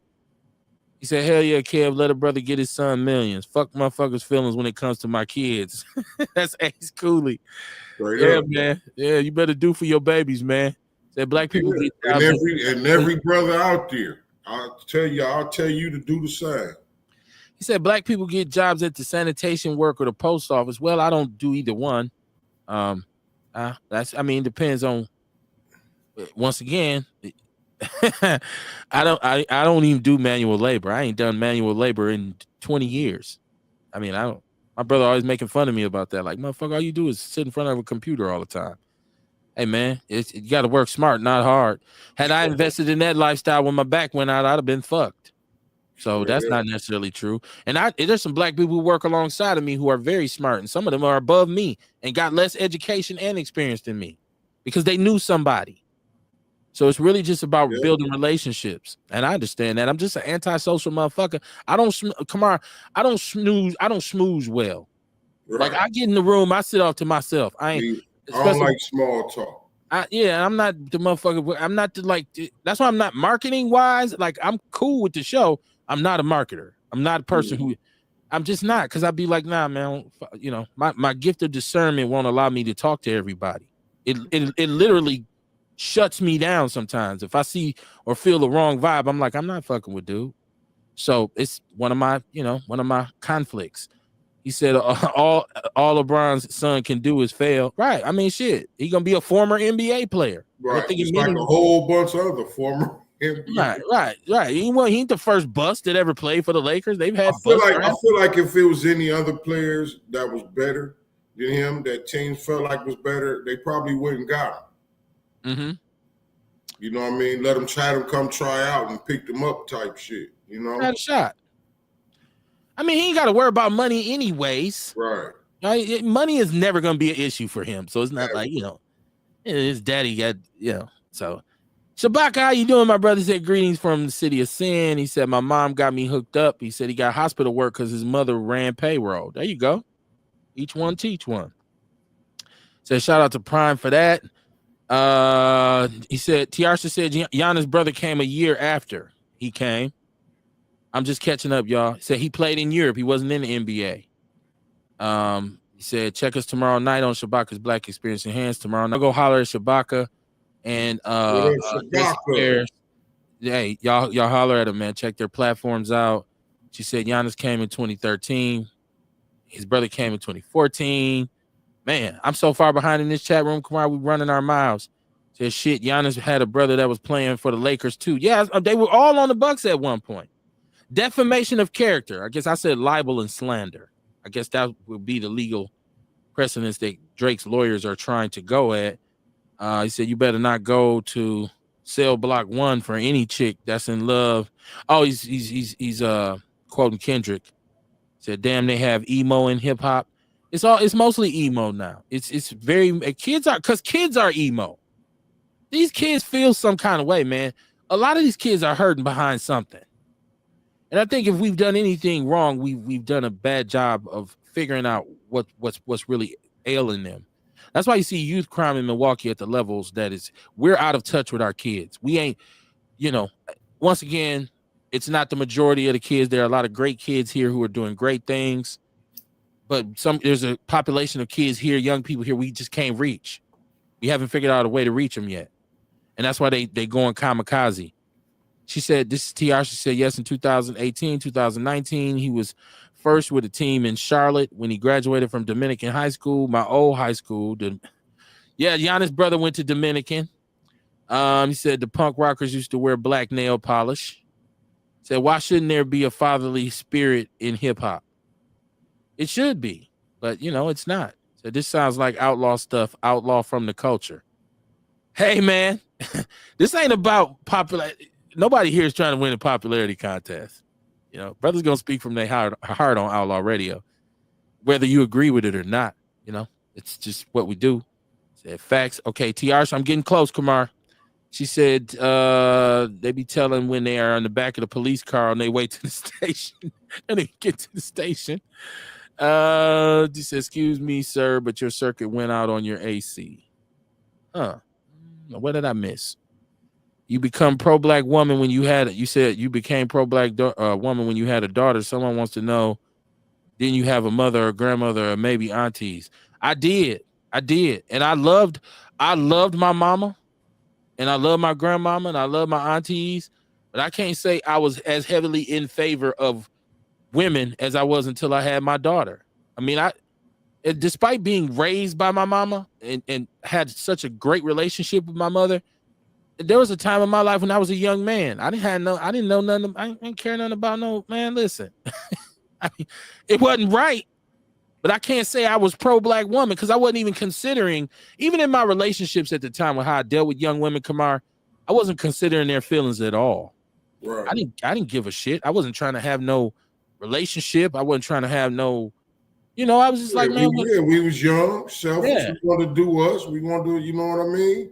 Shit, I mean, that's what it is when you're young. That's one of the reasons why I say, when I tell my daughters, like, don't even be looking for no relationship right now. You know what I mean? Because, I remember when I was that age, you know what I mean? It's just that I really wasn't looking for no relationship. I wasn't trying to settle down. I'm trying to see what's out here. You know what I mean? I didn't care about how she felt. You know what I'm saying? I'm being honest. Like, I ain't care. We used to say, when I want it. Yeah, we don't love these hoes. That's what we used to say. Man, you the fuck. This is the time that we were growing up as young men. That became kind of a narrative, misogyny, and it came from hip hop too, where but it also is a result of, I think, I'm going on and on, but I have to add this point. During the crack era, one other thing that it did was it started to have women they chased the drug dealers. So the square dudes was getting abused. The dudes who wasn't in the streets getting money wasn't really getting play from the flyest of the women, right? So they became really materialistic. And so we start saying, man, fuck them hoes. And if you listen to music, if you watch movies from the time, that's what the women, the drug dealer had all the women. Listen, I was in high school and it's a good thing it wasn't no Instagram and none of that shit. I went to King, man. When you come out to school, it's dope dealers lined up in front, and they was grown as fuck. And them girls was going, right? So, I can't say I was pro-woman then. I mean, I wasn't shitting on women like on disrespecting my mother and them, but I wasn't outside of that. I'm like, man, fuck these hoes. I had to learn better. And once my daughter came, I said to myself, I'm never going to look at it like that again. I will never look at it like that again. So that's what I mean when I say I became, pro-black woman. A said, learned behavior is the argument that's been happening because it's been happening so much in the last 10 years. He said, whereas that shit wasn't happening in the 90s. Well, there were a lot of gay people in the 90s. There was a lot of gay people. They just wasn't pushing it. It wasn't as accepted as, there's way more tolerance for this shit now, Kamar. Like back then, it wasn't, it was there. It's always been there. But it wasn't like you turn on your favorite show and there's a gay couple or somebody's gay. Like there's a gay character in almost every TV, movie, everything now. It just wasn't like that back in the days. She said, I used to play baseball, basketball, and race my sons. I grew up a little tomboy hanging with my male first cousins. Okay, well, you got cheerings, so you said sons plural. So somewhere along the way, the gay gene didn't kick in for you, Tiasha. Obviously, you started to like dudes, right? You just could hoop. He said, check out these new cats named Coast Contra. He said they got the 90s swag. Coast Contra. Snoop has a lot of clear people on his team. They are going to win. Yeah, Snoop is a commodity. He can market. So the Jewish advertising firm, yes. They love Snoop. Snoop Dogg. White people like him. Like you said, old white people. Yes, he's friends with Martha Stewart. That's position, man. And we can look at it negatively, but we need somebody from our culture up there. Now, what he does with that, we'll see. We'll see how it comes down. Says Snoop did overcome the odds. All right. I think I'm there. Vince Tony, man. Shout out to Vince, man. Shout out to Vince. I know it took, man. Vince been running our mouths. I'm just trying to catch the chat room up. He said the nows are good. There you go. He said they ain't get their COVID shots. This is the thing they did before you voted for Trump. You're not invited. I didn't get a shot, and I don't intend to. Said, bro, Ice Cube been speaking out about all the wrongdoings, but if you got to be your own boss and bringing in your own money, the last thing the white man wants to do is look at themselves in the mirror and blame themselves. So when I said Snoop was a gatekeeper, I meant the positive. He's a gatekeeper for positivity. Okay. White man. He said you probably can do 2 hours on positive Snoop stuff. Yes, yeah. I'm sure we could. Snoop has done a lot. I can't take nothing from him. He said he's considered a gatekeeper, just in a different definition of a gatekeeper. So there's the answer to your question. Okay. I get it. Let me see. Said, damn, DMX is my number one. Vince said, damn, Kev, we have to visit the garage. Vince, you let summer get away, man. It's cold now. You come to the garage now. It's cold. You know, I got my heater just heats me. I thought you made it seem like you had a whole heating system in that motherfucker, kid. I have a heater, but if it's really cold, it's gonna be sitting next to me. Vince been out there in the cold before, so it probably won't be no thing. He said, I work with all black people, but no brown people. You got to catch up on your chats. I know. I'm. That's what I'm trying to do now for our close. At least you pay attention to the chat. Most people here don't even. Most people in my city don't even. People don't understand how important it is for people to be involved in the show. It says shit, kids are emo because of this double-edged sword in social media. In the 80s in Philly, the drug dealer looked for a single mother with Section 8 to move in. The crack era was a lot, man. And it was damaging, and it was counter-progressive. Okay, so we getting ready to get out of here. Man, it was good to be back. A lot to get off my chest. My talking points, y'all see, it's full. It's full. Look, it's full. Come on. It was full. And I still didn't even get to them all. So, because we were off a week and a lot of shit happened. What you got going on this week, man? You muted. Oh, same old same, man. I'll be at the house. Emma, it don't say I'm muted. You're back now. I can hear you now. Oh, okay. Yeah, same old same, man. I'm gonna be at the House of Vitality all week. I can't think of nothing quite new.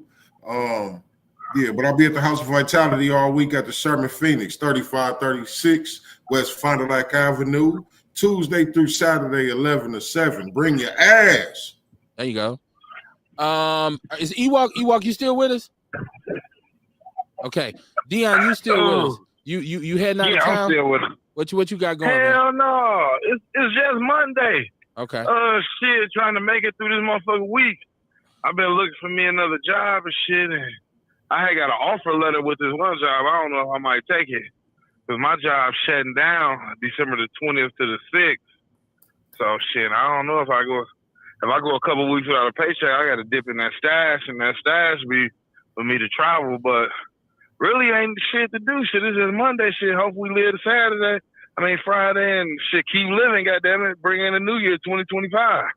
I'm just going to keep working. It's about to be Christmas, another holiday people going to be pissed off at me about, because I'm going to be happy to see my babies again.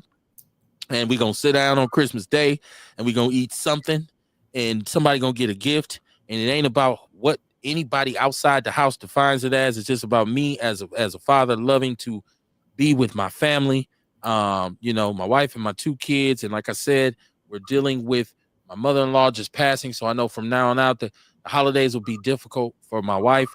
They have been difficult for me, and especially in the years following my mom's death. My mother died 3 days after Christmas. And so Christmas for a long time, Thanksgiving and Christmas for a long time was really kind of a weird time for me. I was able to get over it because I had little children who still, they didn't deserve to be robbed of the experience because of what I was dealing with as an adult. And so I was able to move out of it and move forward. But it's a very hard thing. Anybody who's lost their mom, you know, it is the hardest. It's the walk that you, and don't get me, I lost my pops too. And my pops was my guy. It was tight. But to see your moms, when your mom's goes, it is a gut-wrenching, painful, tormenting, inner pain. And there's nothing you can do about it. You can get drunk, you can get high, you can get laid, you can beat somebody up.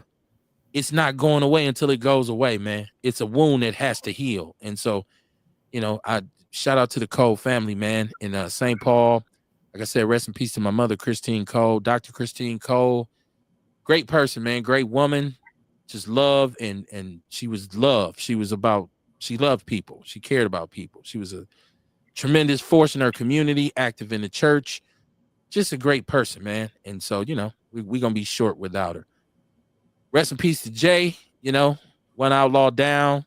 We got to keep the fight up, man. My brother, I wish we had got to straighten it out, but, you know, I believe in spirits, and I believe, you know, now you can see more than ever that it was, for me, I was over our disagreement a long time ago. This is why it's important for you to catch up with people and talk to people and communicate with people, because I'm not your enemy. You know who is your enemy? Ignorance, lack of self-love, lack of optimism, lack of positivity, lack of positive reinforcement, and most of all, lack of common sense. Either way, don't speak about it, be about it, man. Your contribution to our community does not match your criticism of our community, then you're probably a coon. I'll see y'all Wednesday night, man. Mondays and Wednesdays, 7:30 p.m. Central Standard Time. Y'all stay tight. Yes, sir.